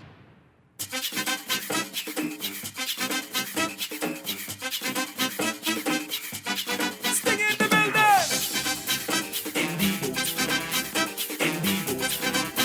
She say no. Let's go. Sammy can't go. Every time he asks, I say no. More he beg and plead. She say no. He fall on his knees. She say no. I can bring you lobster. Indeed. Some Coopers and Jacks. I say no. I come in no early shade. No. I come in right back. She say no. Stinking. I say no. She say no. She say no. We are back here with Morning Blend on Guardian Radio 96.9. Dwight Strachan with Chet. I'm going to read some of your messages, and then we'll get to this story that appeared in the Grand Bahama News section of the Nassau Guardian yesterday. Very disturbing as we talk about crime. This text here: the country that produces these guns are to blame and to be held accountable, and they are to blame for the gun violence, and the media should go and make them accountable. But certain media are compromised. I'm not sure if it's sarcasm. I'm not sure if the person's being serious. I think it might be sarcasm. But sadly, some people really do believe this, that the U.S. is to blame. They make guns. But those same people want guns often. Which same people? The people who say that. Oh. Like, I need a gun to protect myself from all these crazy people with guns. Right. And so we've got some real issues here, real issues. Another texter says, oh, okay, so the shot spotter works. Good. Well, can the minister update us on the other investments, as in drones, CCTV, and body cams? How are they benefiting us? It would be good to know about the are they still using the drones? Apparently. They are? Yeah. And the CCTV, as you heard, will bring the cockroaches out of the dark, apparently. So, this story is very, very, very, very disturbing. The headline was, survivor of Grand Bahama knife attack urges women to be vigilant. This is in the Grand Bahama News section. Barbara Walken writing about this. 3 women were violently raped A fourth survived a knife attack and attempted armed robbery, and 2 others reported being approached by a male exposing and fondling himself while on their morning jogs, according to police. All the incidents were reported in the last month in Grand Bahama. As police continue the search for perpetrators, one woman is cautioning women to be extremely cautious as they move about. Speaking with Grand Bahama News, under condition of anonymity because the assailant is still at large, the survivor of the knife attack said her encounter could have ended differently were it not for quick thinking. She said, quote, "I had been out for the evening with my friend on Saturday, May 28th, and I was dropping her home. Unfortunately, I left my driver's window down. We were sitting in the car outside the friend's North Bahamia residence chatting about their evening when a dark-skinned man approached shouting expletives. She says, the person came cussing at me, shouting that he wanted some flipping money. Well, I told him I didn't have any money. He had his huge knife in his hand. Nothing. Noting that parts of the horrific event are pretty sketchy in her memory, she said that she did remember her friend saying that she was retrieving her cell phone from the purse to call the police. This was after the friend pulled her out of the aim of the assailant. And she thought she was going to be stabbed. The man left a serious cut under her eye, missing it by just inches. Wow. According to police, they've confirmed that they received 3 sexual assault reports and an attempted robbery and assault report all in the Bahamia area. Assistant Superintendent of Police Stephen Roll says that a man was taken into custody and rape. And the man has since been released as there was no evidence to connect the case. They're still actively investigating all of the matters. The rapes allegedly occurred on May 20th, 25th, and 29th. Police say the most recent incident was reported to them around 2 a.m. According to police, uniformed and plainclothes officers were dispatched to a residence in South Bahamia where a woman said she was awakened by 2 dark-skinned men. She reported that the men robbed her of $520 and had sexual intercourse with her against her will. The victim, a foreigner, has since left the Bahamas. Since the attacks, police have beefed up patrols in the area and have intensified their efforts in apprehending the individuals responsible for the crime.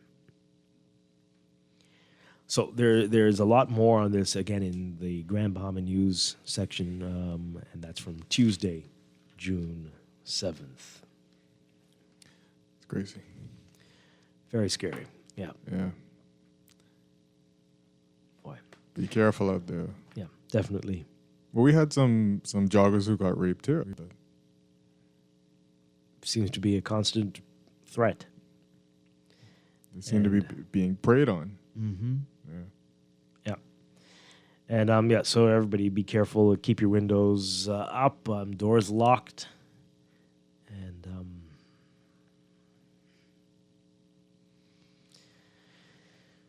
oh boy. Yeah. All right. So we're going to leave that there, just letting you know what's going on out there. And when we come back, we're going to be talking about something a little more uplifting. Arawak X, the latest crowdfunding initiative. We'll tell you all about it after the break. This is Morning Blend. Stay tuned for Morning Blend Business coming up after the news update. This is Guardian Radio 96.9. It's a new day. Wake up. It's a new day. It's the start of a new way. You know that it's the start of the end of the old way. It's a new day. This is Guardian Radio 96.9 FM, Nassau, Bahamas.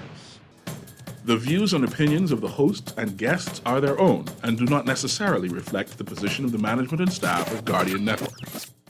Wake up, it's a new day. Wake up, it's a new day.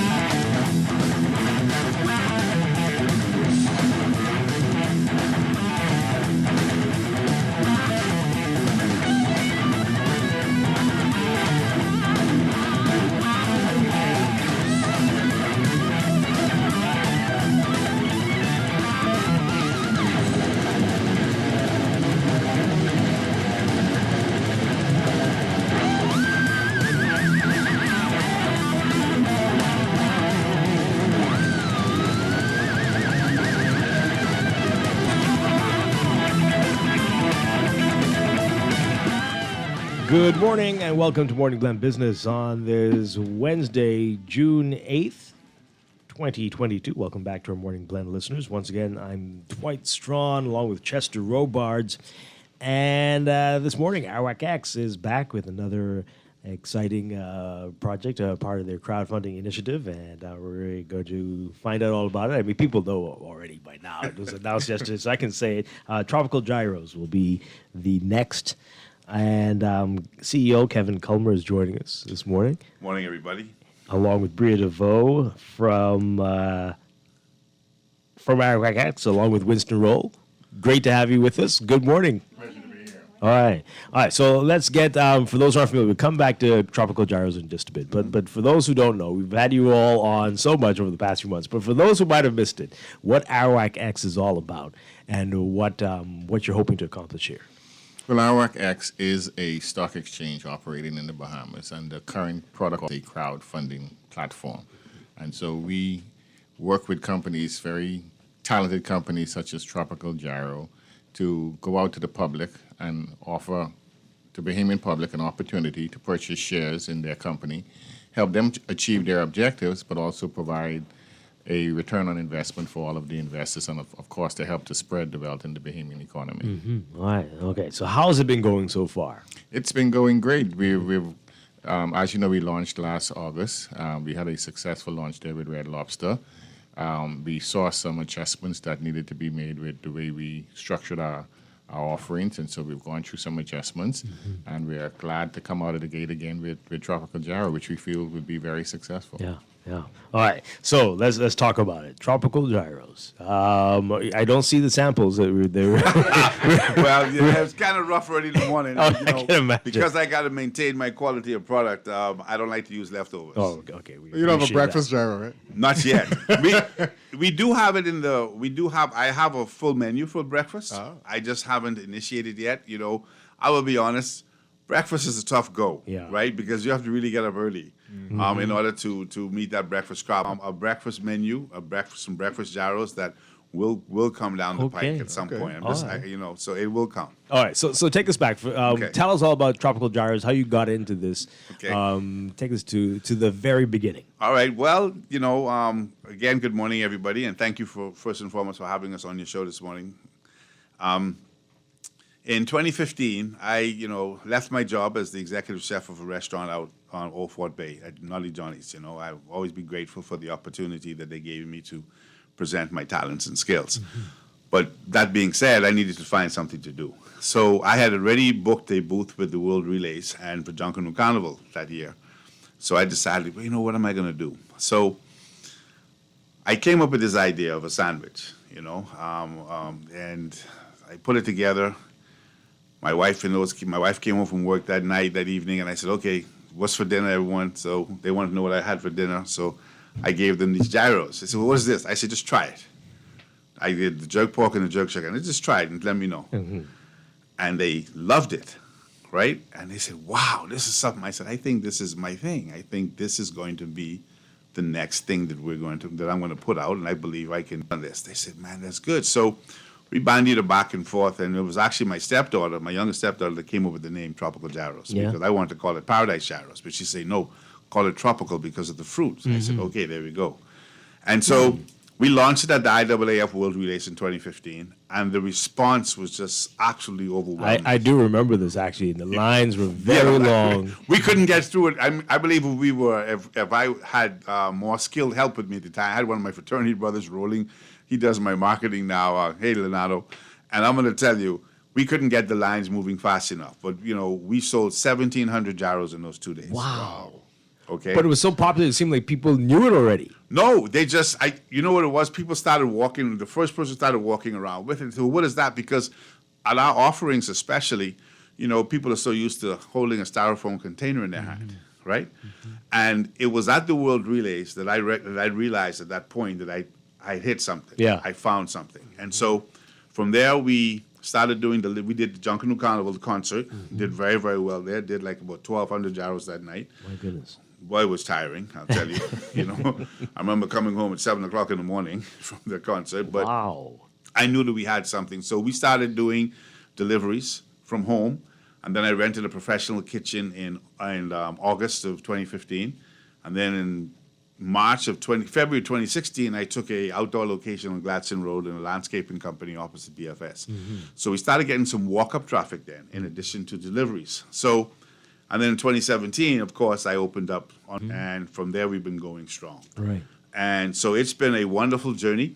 Of course, we've increased the offerings from just the jerk chicken gyro and the jerk pork gyro to more sandwiches, more offerings, and we now even have a bowl, a tropical gyro bowl. Wow. That includes peas and rice, salad, plantain, and whatever protein you want that we have on our menu, and that's becoming very popular as well. So we're now at the point where we feel that we need to take our to see out our vision, because the vision that I've had, I knew that this can be something that can be franchised locally and internationally. I think that the brand can stand on its own. We've weathered the storm with COVID through the assistance of, I must say this, the government loan program, the assistance that they did in 2020 helped small businesses. That helped us as well through the process and through grants. And but the persistence of the staff and also the support of the community has helped us to weather this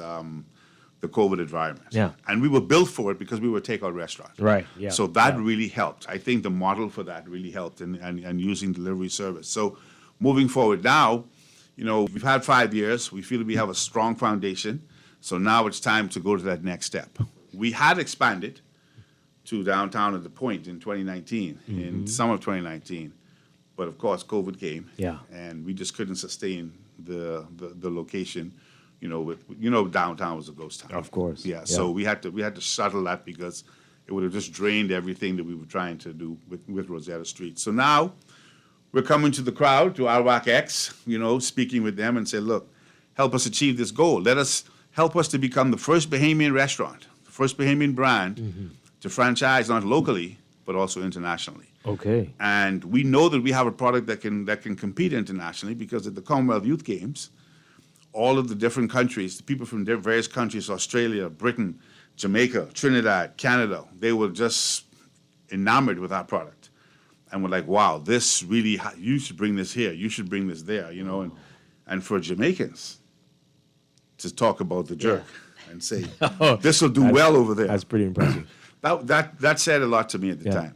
Excuse me. So, we feel that we've done a good job, but in order to get to that point, we have to take that next step. And the next step is to build out and develop our production distribution center. That's integral to any expansion efforts that we can do moving forward. All right, so tell us more about it. You're seeking, is it 850,000? Correct. Right. So this is to franchise out, or production, or all of the above? All of the above. Oh, okay. The first step would be to build the production distribution center, because we need to be able to. My thing has always been consistency and quality. Okay, in order for any restaurant to remain competitive, you have to be consistent. And now that you talk about having multiple units, you then have to be able to have logistical support to ensure the consistency of that product. Okay. And you don't want it to be a situation where people say, "Oh, go to Rosetta Street, it tastes better." No, I like it better at Carmichael. Oh, I like it better at Cable Beach. No, the food has to taste the same no matter where you eat it, whether you eat it in New Providence, Jamaica, Ontario, or Florida. Yeah. Right? Well, how are you going to mitigate that? Because even the big brands have problems like that. Well, the biggest problem that I have encountered, right, with that is the operations of the actual locations aren't staying on top of the insurance of the product quality that remains consistent. I'll give you an example. I used to work for Popeyes in New Orleans. That's where I got my start, 1985. And the other day I went to Popeyes on Prince Charles. And I grabbed the chicken and I looked at it. And I went up to the manager. Trying to get us in trouble, right? No. Okay. Maybe I shouldn't say the name. But anyway, here's what happens. Because I knew what their process was, I could see that they didn't follow the process. Okay. And I told the manager that. And I learned that from 1985. So what entails first and foremost is our production distribution center, all of the sauces, the seasonings, the dressings, everything will be made there.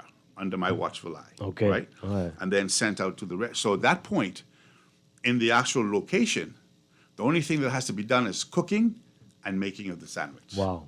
So no sauces, no seasoning, nothing has to be. The only thing that has to be seasoned will be the French fries, but the seasoning mix is already blended for you. Okay? So that then makes it a lot better, right, to ensure the standard and consistency remains the same. So the fact that we will control at the production distribution center the preparation of the raw product from a point of, from seasoning, and then all the restaurants have to do at that point in time is to cook and make the sandwich. And when we go to the U.S., we would have the same process. Yeah. Okay, so that would be the key, and I think that is different than what is happening now. A lot of the other restaurants, like the fast food restaurants, the stuff comes and then they have to take the seasoning packets and they have to go through the process of cooking and what have you. With us, because we're just grilling, you take it from the grill, you take it from the pan, you put it on the grill, it's already seasoned. Yeah. Okay, and so that I think ensures the consistency of the product. Excellent, excellent. Okay, so how big do you want to get? How much expansion are you talking about? Well, I think that New Providence is ripe for. We could probably do three units here in New Providence, and then maybe Atlantis, where there is talk of the Family Islands. I have people interested in Eleuthera. I have someone interested in Abaco already at this point in time. Of course, once Grand Bahama kicks back in, I think Grand Bahama will be ripe as well for an opportunity. I don't want to oversaturate New Providence, but you know, if the product is being met with such demand now, I would like to make it easier for all of my consumers who enjoy our product to be able to get it without having to transverse into Palmdale. Right. And then the second thing is that Palmdale doesn't afford us any evening traffic because it's basically dead, you know, and we don't have a drive-through. So, you know, being in, let's say, Carmichael or Cable Beach, we can open till like 11, which would then give people an opportunity to say, you know, I'd like tropical jazz for dinner. I couldn't get it for lunch. I'd like it for dinner. So from those perspectives. Now, as far as America is concerned, or international exposure, that all depends. You know, there is talks of international food company who might be interested in tropical gyros and bringing us over there. Okay. So there is that talk. And then I would just, you know, work with them and then they would take that on. Yeah. So, I mean, you know, to see a Bahamian brand imported as opposed to Bahamians importing an international brand, I think is something not only for this country, but speaks to the creativity and the talent that we have here. We have some wonderful chefs in this country. I mean, very, very talented. And I didn't want to just open up a restaurant. I mean, I could open up a restaurant and cook food and what have you, but I wanted to develop a brand. I wanted to develop something that I felt that could be exported, that could be franchisable. And not only that, the beauty about the franchise is that we then offer entrepreneurs an opportunity. Right? People to become entrepreneurs. And there are some persons who were looking and, you know, I'd like to get into food, but the cost becomes prohibitive to many. Well, we're going to model our franchise operations on that of Chick-fil-A. Very, very minimal cost to start up. And so we feel that that's going to become attractive as well. So with the success that we hope to achieve with our WAC-X crowdfunding, you know, and you know, I like that because I'm always a glass half full guy. You know, I'm an eternal optimist, and you know, I have some people that once we are successful with this raise in September, when it closes in September, that they're ready to come on board with me to help me to take this to the next level. Yeah. Okay. Well, you're already 30% of the way there. It seems from the website. Only 8 hours after the launch. I don't think he's going to last till September, to be honest. Okay, well that's great. Yeah. What do you owe that to? I mean, well, I thought that was amazing. I was like, when I looked at it, I was like, what? There was some work being done in the background. Okay.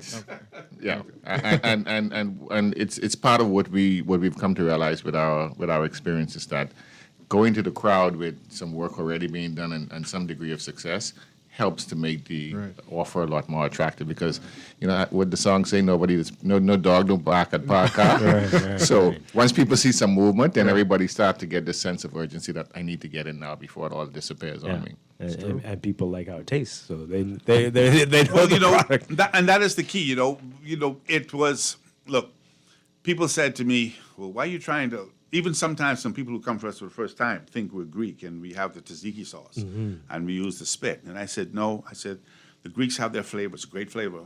Is that why you don't call it Eros? That's or, why I don't yeah? say Euro, you know, and I apologize all the time to the Greek community Yeah. for that, right? Because, you know, I'll tell you a little funny story. I don't know if you remember, Ving Rhames is the spokesman for Arby's. Right. And they had a commercial a couple of years ago where they were doing gyros.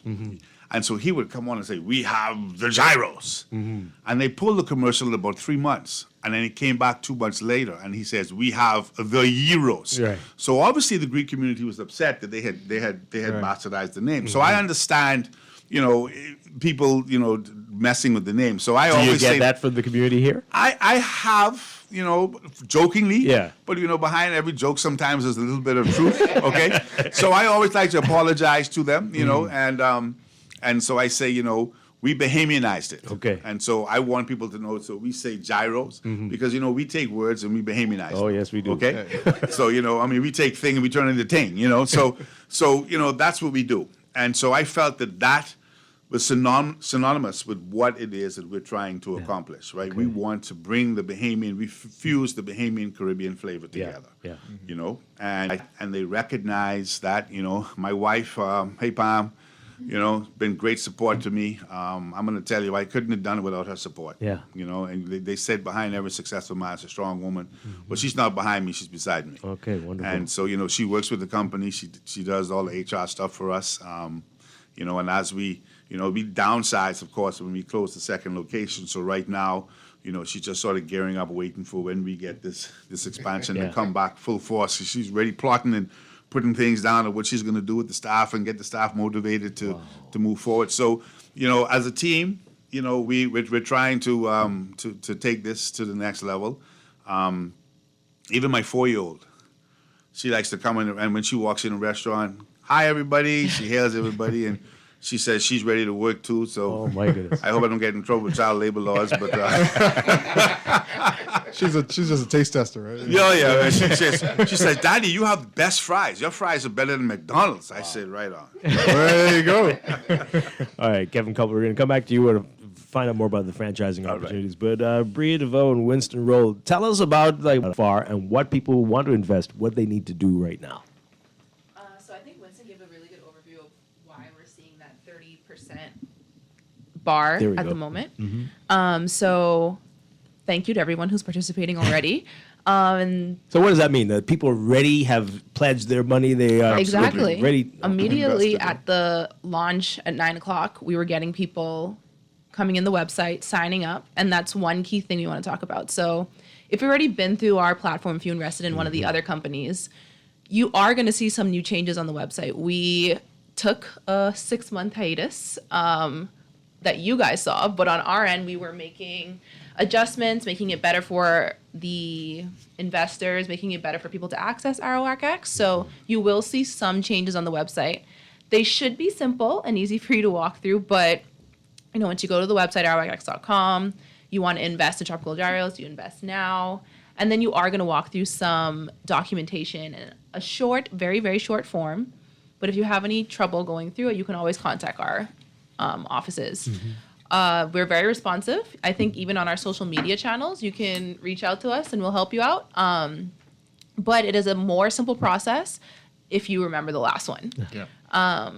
And then new investors, it should just be a walk in the park for you. You don't even have to remember what the old what the old process was. Yeah. So hopefully you'll be excited to come on board and get in there before the 90 days, because I don't know at this rate if it's going to last as long. I don't see it. So what happens if you hit the target by next month? Then what? That you can't get any closes. Yeah, it closes and he gets to start executing. That's the idea. Okay. Yeah, so you have the opportunity to, if he gets $850,000 before the 90 days, it closes, and it lasts 90 days to however much he raises beyond his minimum amount. Okay.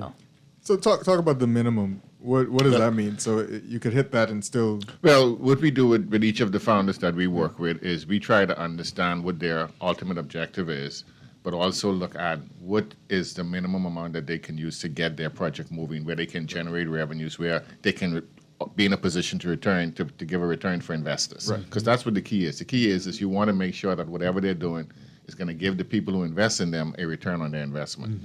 And so that minimum that he has is what he really needs to get the production and distribution facility going.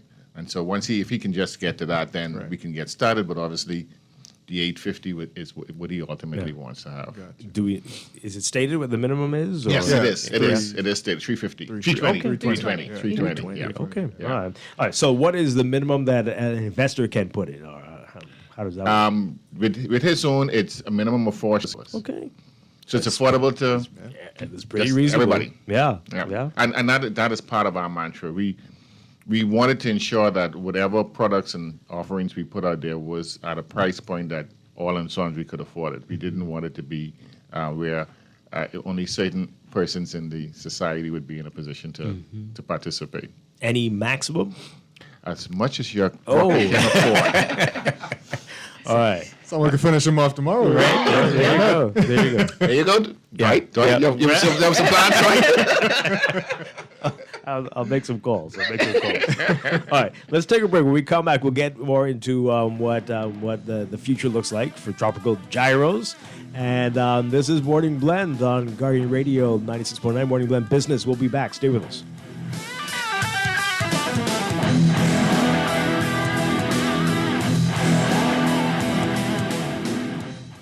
Ready to save? You can put $100 into the CFAL Savings Express Plan and make sure your money keeps growing. Earn interest on your savings while you're sleeping, eating, or standing in line at the bank. Ready to invest? Start by putting $1,000 into our mutual funds and earn interest there too. Because at CFAL, your interest is our interest. Visit CFAL.com to start now. CFAL, growing wealth for future generations of Bahamians. Boy, why you look so mashed up like clothes at the washer? No, boy, just a hard day, boy. Hard day? What happened? The breakfast lady ran out of tuna and gritty. We need to start joking about everything, you know. This serious, boy. This real serious, boy. Boy, what's serious? Tell me. All right, well, today, boss gave us, boy, one big contract. And nobody else get a chance and nobody say nothing.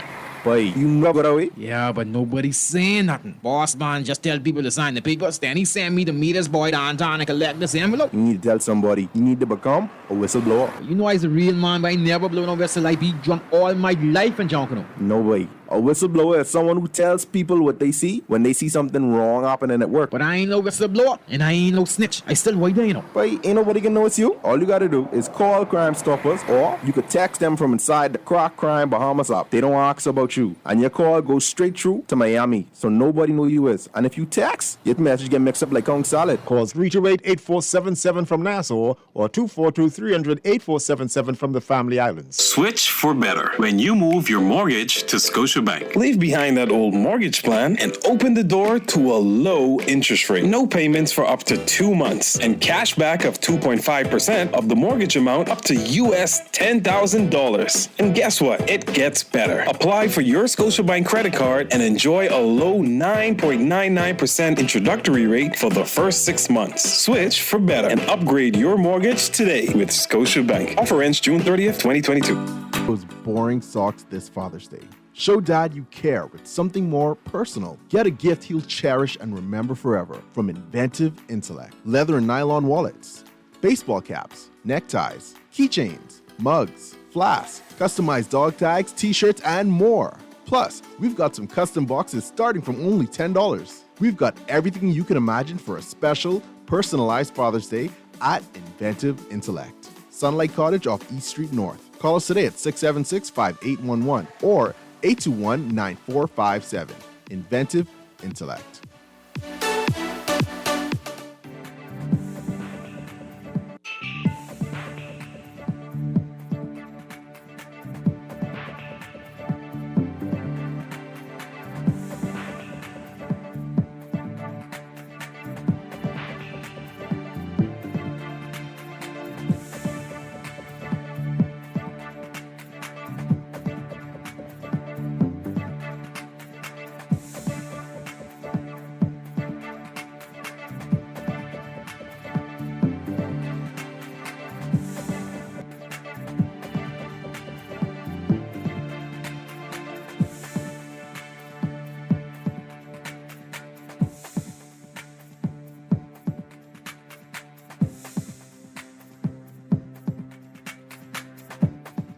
It's time for your morning business report brought to you by CFAL. The World Bank has lowered its projection for the Bahamas' economic growth in 2022 from the 8% it projected in January to now 6%, as detailed in the bank's June Global Economic Prospects report. The Bahamas, not alone, as the World Bank's projected global economic activity has been lowered to 2.9%, fueled by the impact of COVID and high inflation. The projected growth for the entire Caribbean region was also lowered from the 7.3% projected in January to now 6.9%. You can read more about this in today's Guardian business section. Minister of State for Legal Affairs Jomo Campbell promising that the government will bring to Parliament its anti-corruption legislation. PLP promised on the election trail that it would pass the anti-corruption legislation within the first 100 days in office. However, it missed its own contribution during the budget debate. Campbell said the government is focused on rooting out corruption. He says the government is serious about anti-corruption and will seek to repeal and amend existing outdated legislation. And he said that assisting the government is the International Development Law Organization. And you can read more about what he's saying in today's Guardian Business section as well. Delta Airlines has resumed flights into Marsh Harbor, Abaco from Hartsfield-Jackson Atlanta International Airport. The company has not flown into Abaco since Hurricane Dorian ravaged Marsh Harbor and its surrounding areas in September 2019. According to a statement, Delta making its first trip into Marsh Harbor on Monday, almost 3 years after the hurricane. Said in just under 2 hours, visitors traveling from Atlanta will reach the Abacos, which is called the boating capital of the Bahamas. Delta says the nonstop route into Abaco will operate every Monday, Tuesday, Thursday, Saturday, and Sunday. It announced in January that it would return to Marsh Harbor this summer. Delta also stopped servicing Grand Bahama after Hurricane Dorian, but no island.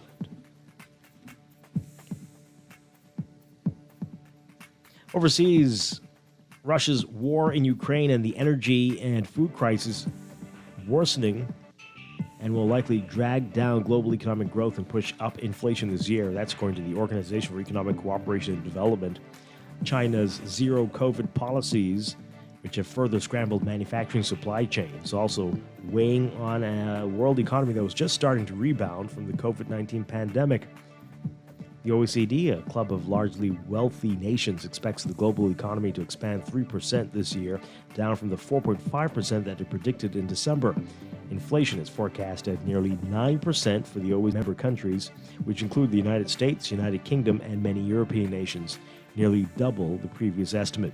The World Bank, the United Nations, and the International Monetary Fund have made similar downgrades to their forecasts recently. And no, it's not your imagination. Packages are shrinking. Package sizes are shrinking. It's the inflation you're not supposed to see. From toilet paper to yogurt and coffee to corn chips, manufacturers are quietly shrinking package sizes without lowering prices. It's being called shrinkflation, and it's accelerating worldwide. In the U.S., a small box of Kleenex now has 60 tissues. A few months ago, it had 65. Chobani Flips yogurts have shrunk from 5.3 ounces to 4.5. In the UK, Nestle slimmed down its Nescafe Zero Americano coffee tins from 100 grams to 90 grams. Shrinkflation isn't new, experts say, but it's proliferating in times of high inflation as companies grapple with rising costs for ingredients, packaging, labor, and transportation. Global consumer price inflation was up an estimated 7% in May, continued through September, according to S&P Global. Closer to home in your Market Watch, recapping trading on the BISX from Tuesday. Your market movers. Fidelity Bank moving 400 shares, closing at $15 unchanged. Consolidated Water unchanged at $2.83. Emira Incorporated unchanged at $12.36. The BISX All-Share Index closing at 2,431.30 unchanged. That's your Market Watch, and that is your morning business report brought to you by CFAL, growing wealth for future generations.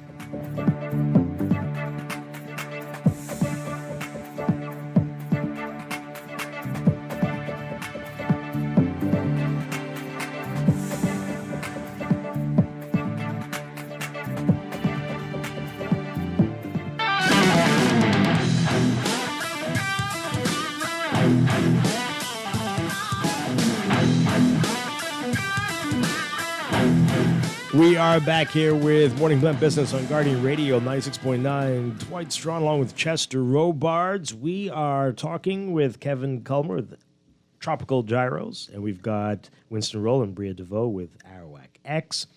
And inflation, prices are going up. How's that impacted your business? How's that been? Well, to say it hasn't impacted would be a lie. My cost of goods have increased by 7% in the past 3 months. Wow. So In just 3 months alone? In 3 months. So we were running at about a 37% cost of goods. We're now running a little over 44% for the last 3 months. So what that has forced me to do is to look at other avenues that I can reduce cost. In the food business, everything is taken out of a dollar in a percentage basis. And so, in order to maintain competitive without putting the burden on the consumer. So a lot of restaurants have taken the approach of increasing their prices. Yeah. I haven't done that. I think that our price point is probably at the max that it should be for the type of service that we're offering. I was lamenting the other day that if I was in a sit-down restaurant, I could charge more money for my chicken salad, for instance. When I go to a restaurant and I see what they offer for $22 for a chicken salad, in comparison to what we provide, there's no comparison for what we offer on our chicken salad. Yeah. So what we've done is, I've done some adjustments with my labor, because there's two areas where you can adjust costs in your restaurant operations, and one is labor and one is your food. I don't want to increase my prices, but so I've adjusted my labor a little bit. So where I was running, where before I would run maybe 18% on my labor, now I'm coming down to like 16%. So I brought my cost. I've sort of cut the cost a little bit, coming down. And so the other thing that we look at in battling the inflation component and no increasing prices is to increase sales. So we've been doing a lot of social media stuff. We're doing stuff now with Arawak X as well. And so we're doing a lot. We're seeing an increase in sales, even within this down period. We're about $80,000 over this period from last year. Wow. Okay. That's and pretty so, impressive. And that's without raising prices. Yeah. So it's a testament, one, that we're bringing in new customers. In the restaurant business, you're going to bring in new, you're going to keep a lot, you're going to lose a few, because, like in any business, we make mistakes at times, and some of our mistakes might come across, and sometimes in our service component, some of our staff sometimes may have maybe not as friendly as they should be, and as much as I try to get people to be a sort of a carbon copy of me and my personality, it's very difficult to find. Don't we all wish we could clone ourselves? Right. So, but my staff do a good job. He falls short, and I'm the first to acknowledge that. And so, we constantly try to reinforce, the service component. But so for us, trying to bring in more customers, right? And we're looking at ways to be, with technology. We have, I've asked somebody who's an IT person to look at a e-commerce platform so that people can order online and pay online, and then come in and just come to the counter and collect. Okay, yeah. So that it could speed up their time, which then can keep the line moving a lot faster. Because at lunchtime we get very crowded in Rosetta Street, and so sometimes it turns some people off because they don't have the time. You only have an hour for lunch. One thing about fast food, when I was training with Popeyes in '85, 3 minutes. They said the standard was when the time a customer walks in the restaurant, in the door, they should be at their table out the door within 3 minutes. That was fast food. And at the drive-through window, 40 seconds. That don't count now. No, it doesn't, right? It doesn't. And a lot of that. Even when the store is empty. But I know. But when I was with Popeyes in New Orleans in '85. Oh, wow. Right? We would meet those targets because, and a lot of that is from preparation. Yeah. A lot of that is to ensure that you have product. I went to a particular eatery the other night, and I said I had to wait 25 minutes for chicken, and I was like, Oh, my goodness. If chicken is your main item, why do I have to wait 25 minutes? And so I tell my cook and my staff, I said, I don't ever want my customers to say they have to wait for chicken to be cooked. Yeah. Because we understand this is our business. Our largest seller is the jerk chicken gyro, and our second largest seller is the jerk chicken salad. So, we have to always make sure that we keep chicken rotating on that grill at all times, okay?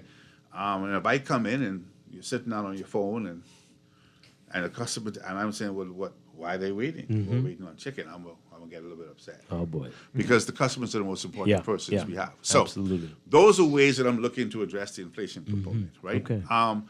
I think that I looked at, I'll be honest, I did look at a price increase, but what I would have to increase it based on the new cost of items to reach my my target, my menu formula would be too much. Wow. You know, I would have to be looking at almost a $2 increase on my chicken skin. I'm not even going to put a 50-cent increase on it. I'm not going to do it.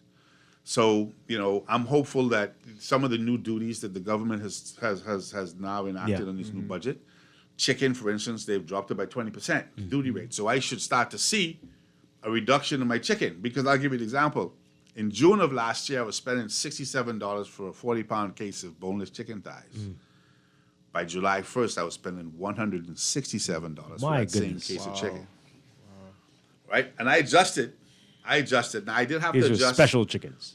No, I don't know what made it. I guess that's when the supply shortage started happening in the block, My right? goodness. And the supply chain. But it really increased. You know, I tell a story. One day I went to one of the big food distributors, and on Friday I spent $120. They had a sale going on, right?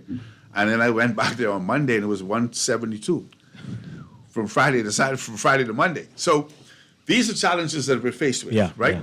But they're honest challenges that I like to tell people. You know, I don't want people to I don't want people to feel the wrong impression that it's all peaches and creams.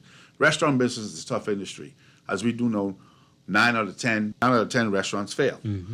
They fail for a number of reasons. One of the reasons I think that they fail is because people don't really understand, who get in the restaurant business, the true component of how the food operation works. Okay? So what we are doing, what I have put in place, is a nice board of directors that is going, and they're from different. I have you know, finance, bankers, accountants, insurance, these type of people on my board. So people from different specters of the community, right, that are going to help drive Tropical Gyros forward. Excellent. You know, as we complete this race, because I think it's important for the investors to understand, have investor confidence in what we are trying to do. I have the food component down packed.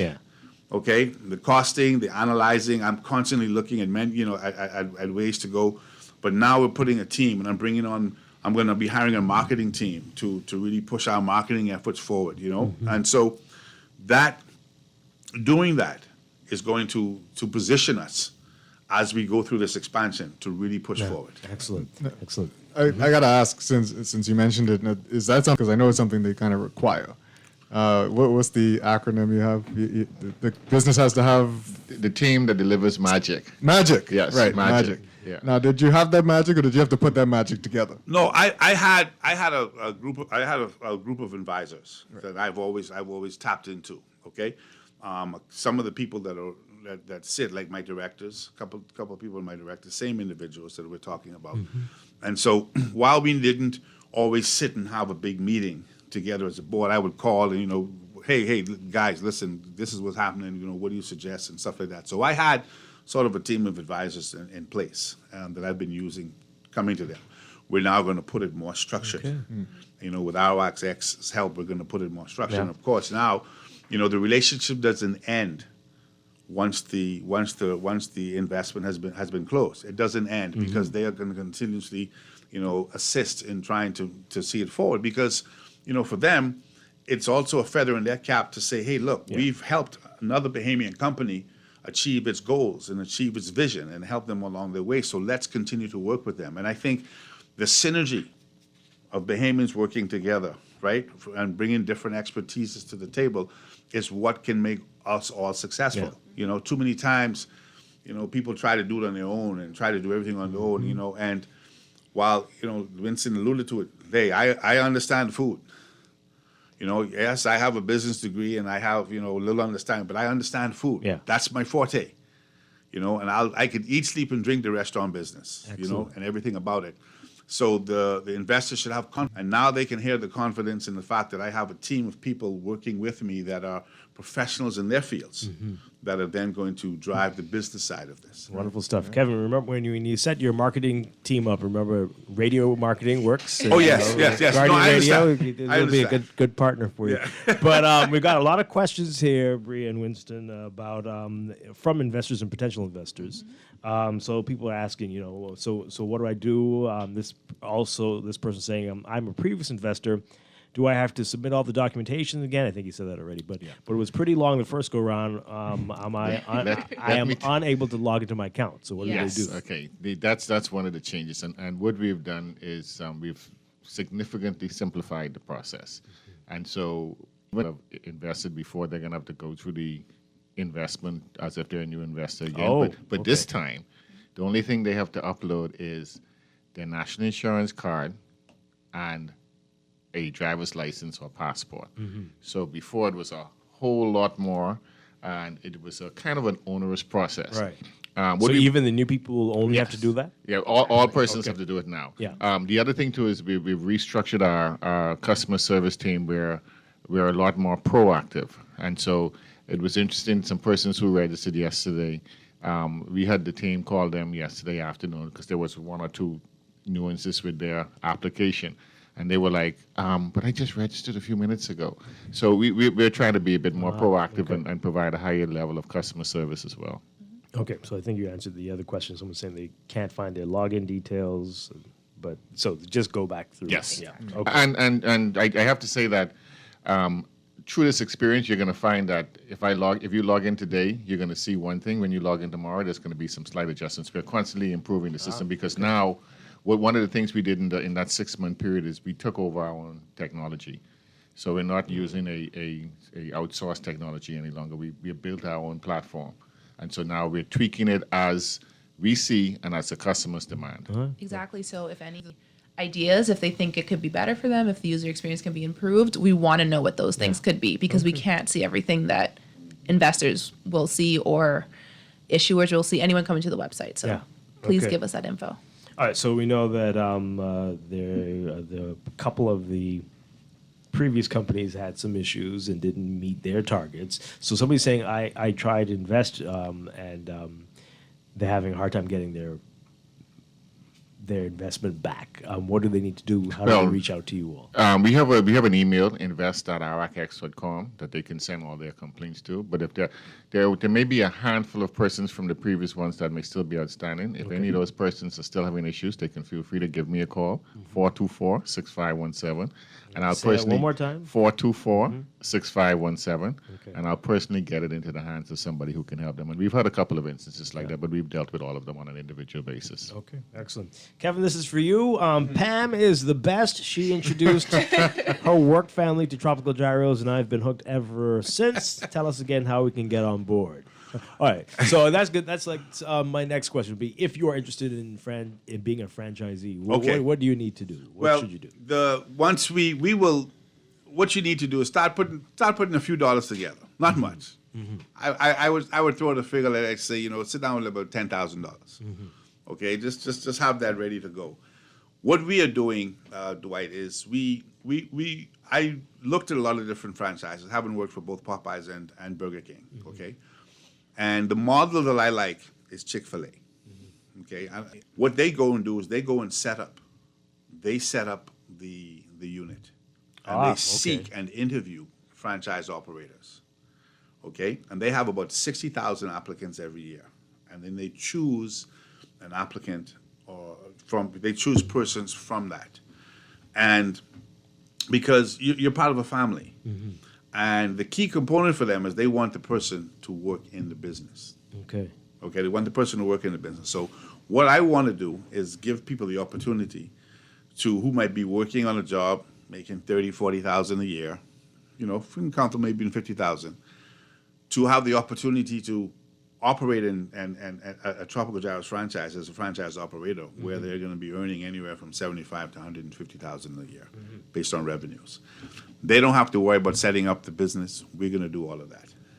Okay, so do they need to have the location, or no, we're going to do all of that. We're going to set up the location, the land, the everything, that stuff. We're going to build everything out. Okay. We're going to do it out. We're going to set it up, and then they're going to come And we'll just look. Okay. Give me an example. Let's say we decide that we're gonna, after Carmichael, Cable Beach. Okay, we will then go and set up a Cable Beach location. All right, and then we would put it out there to people who are interested. Look, we're ready to open up. We're ready to see provide an opportunity for a person to have a franchise. And in doing so, we would then interview people, take them through the process, and let them know. So what would happen is they would pay a percentage of their revenue towards leasing of the property, right? And then a small component on the profits towards royalties for the company. And then But they'd be responsible for hiring and all that That's stuff. their business. Okay. It's their business.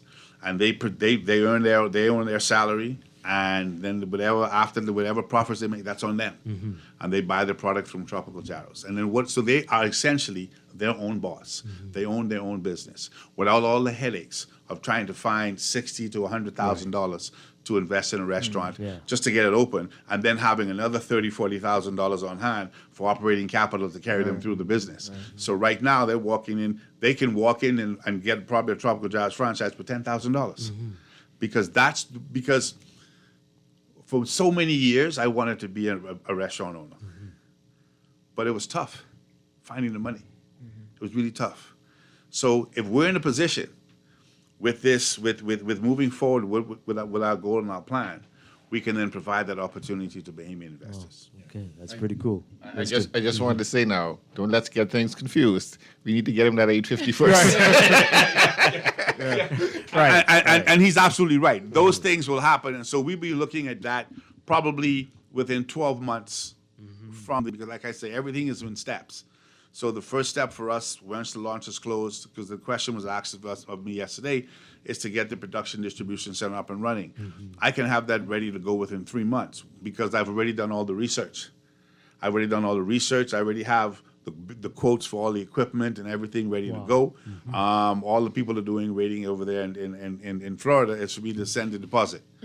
Right? That's all they're waiting. Right? So, and the question was also asked, well, what happens if the raise isn't successful? There's always that side of the coin. Am I still in a position to advance my plans? Yes, but at a slower pace. Right. Okay, and so I think the investors need to also understand that. So we're not coming to the crowd saying, hey, we can't move forward without your help. What we are saying as a company is we want to move forward with your help. It will be easier, and then everybody can then take a part of the success of what Tropical Jarrows is trying to achieve as we become a global brand. Yeah. All right, and I think that's the key. I want everyone to think and say, wow, of a brand is going to go international. And so the Bahamas would now have a global brand, restaurant brand. We have a brand as far as tourism. People will start to see in the U.S. and in the Caribbean islands, wow, this is a Bahamian-owned company. This is a Bahamian restaurant. This is a Bahamian brand. Wow, this is really good. It's pretty cool. And I think we can do it. Yeah. Now, Chester and I were talking about this yesterday, actually, and we were saying, have you thought about it? Sauces, some of your sauces, marketing this, selling this. Well, yes, I get people that come in now and they buy some sauces and dressings from me, right? I've been reluctant. I'll tell you why. I've been reluctant to do it on a mass scale because then people can say, well, Shooks, I really love his dressing. I use it on my salad. So maybe I can just buy the dressing and nobody don't come in and buy the salad, right? So you have to be careful. Yeah. You have to be careful that you don't oversaturate because what makes us unique is our sauces and seasonings. And if it becomes readily available to everybody, then we lose that mystique, so to speak. However, that being said, we are looking at once we get the production distribution center, so that we can ensure that everything is within, that we can create it for a long-term, to be in shelf life. Yeah. We will be doing sort of single-serving, sauces. We won't sell sauces in gallons because I don't want another restaurant taking it and buying it and using it in their company, right? So then they could open up, Tracy's Gyros or whatever. Sorry to anybody named Tracy. But so I have to be careful of that, right? And because the intellectual property, what separates Tropical Jarrows outside of myself and the passion that I bring to it is the authenticity of our seasonings and our sauces. That's what separates us. That's what makes us different. And I remember a guy saying to me one time ago, a friend of mine in Canada, he says, well, you better watch out because an American company could come in and say, oh, I like that, and do a sort of a reverse engineer or something. Facsimile, I'm messing up here, of what it is that you do, and call it whatever gyros. And then when you come to market, you're outplayed. So I have to be very careful of that for component. I'm shocked. We've gone almost an hour and we haven't talked about the full menu. How do we do that? Sorry. Let's talk about this. So let me give you the menu right now. So what we have is the jerk chicken gyro and the jerk pork gyro. Those are the first two items I created. I then included a 3 cheeseburger gyro. So it's in the shape of a gyro. We just do the patty long, okay? We form it long. 3 cheeses we put on it with our sauces and everything. We have a grilled veggie gyro for those vegetarians, okay? We have a sweet fire shrimp gyro that's grilled. We have a barbecue salmon gyro. We have a coconut curry lamb gyro. With the lamb, it's been unavailable because I'm having a hard time sourcing the product that I was using. So I've been speaking to my supplier, and they're supposed to be bringing some in, but the lamb has gone through the roof. I can imagine. It's gone through the roof right now. But we are looking at, he said he's supposed to be getting some in because it's being grilled, some of the lamb that I buy outside of this place was very tough. And so, so that was a tough guy. So then we have the cracked conch gyro. Yeah. We have a cracked lobster gyro, and we have a cracked grouper gyro, right? Wow. And then we also have the bowls, which I mentioned earlier, and of course our salads. And on our salads, you can put any of the proteins, okay? And we're getting ready to introduce a ribeye steak gyro. Oh, my goodness. Yeah, we're getting ready to introduce that. Yeah. And I said ribeye steak because, I see a lot of people selling food and they say grilled steak, and I have to ask them, well, what's the cut of steak are you using? Yeah. Is it a flank steak? Is it a porterhouse? Is it ribeye? Is it New York strip? What is the... So I want people to know we're going to be doing ribeye steak gyro. Okay. This is very exciting. Mouth watering, right? Yeah. Ready to go. Yeah, ready to go. All right. So, Bria and Winston, one more time, tell folks on board, and if they're not on board, and if they really want to get with Tropical Gyro, what do they need to do right now? So it's the same for everybody. So if you had invested in the past in any of the businesses that were listed on the platform, or if you're a new investor, it'll be the same for everybody. So you go to rwacx.com, you click on Tropical Gyro, which is our only live offering at the moment, and you can read all about it. There's a bunch of information in there for everybody who's a really technical person. You can read the offering document, financial statements, past financial statements. You can get all the information you need to make a good investor decision. And from there, you would click on the Invest Now button. And you have to go through the process. Everybody's going through the process again. You sign up, you put your name, and you provide 2 IDs. So definitely your national insurance card, and then another form of government ID. So it can be your passport, driver's license are the first 2 that are coming to my head. But there's a list of them that you can provide. Yeah. And then you go through the process and you invest. Yeah. From there, you do have to, it is still bank transfer or SunCash are 2 options to transfer into a bank account. You are alerted throughout the way of your process as to which stage you're at. So you can constantly get updates, either email, or you can contact us at our call center. Yeah. Yeah.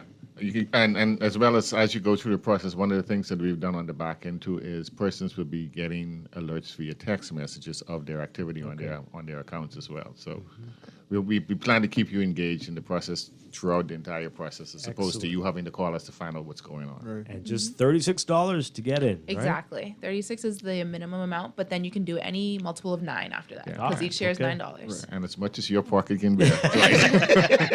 Remind us of the deadlines and the targets.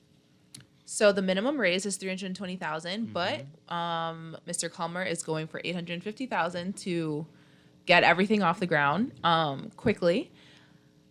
It's going to be listed for 90 days. So I believe that is September 9th. Yes, September 9th it closes. But based on what we're seeing so far, it is going quicker than we've experienced in the past. So if you want to get in, we would probably say to get in as soon as you can, to make sure you can be a part of the ownership structure of Tropical Gyros. This is very, very exciting. Kevin, you can feel it, right? You're yes. It's been, I've had a perpetual smile on my face all day, and I just want to tell everybody, who's invested so far, thank you. thank you for putting confidence in us to protect your investment, and to all those potential investors out there. We look forward to you coming on board and being part. Say that you're part of a family. Yeah. That an international brand, Bahamian brand, going global. We are rooting for you. This is amazing. Thank you so much, Kevin Culmer. Thanks for being here, sharing your story. And we are really expecting wonderful things out of this. And Arawak X, always a pleasure talking with you guys. Thank you very much, Bria DeVoe and Winston Roll. That's going to do it for us today. Chester, I'll see you next week. See you next week. Always play. I'll be back tomorrow morning with more Morning Blend and Morning Blend Business right here on Guardian Radio 96.9. Dwight Strachan, have a great one. Stay tuned for On the Clock with Aaron Green coming up next.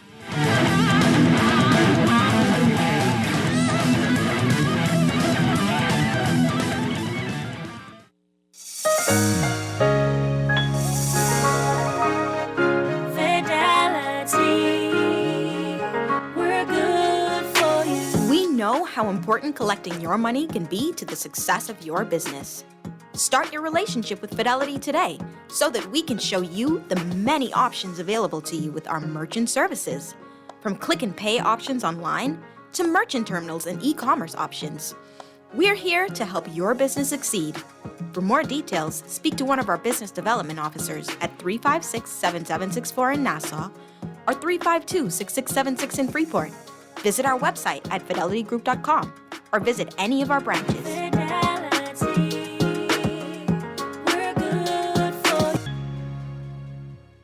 This is Guardian Radio 96.9 FM, Nassau, Bahamas.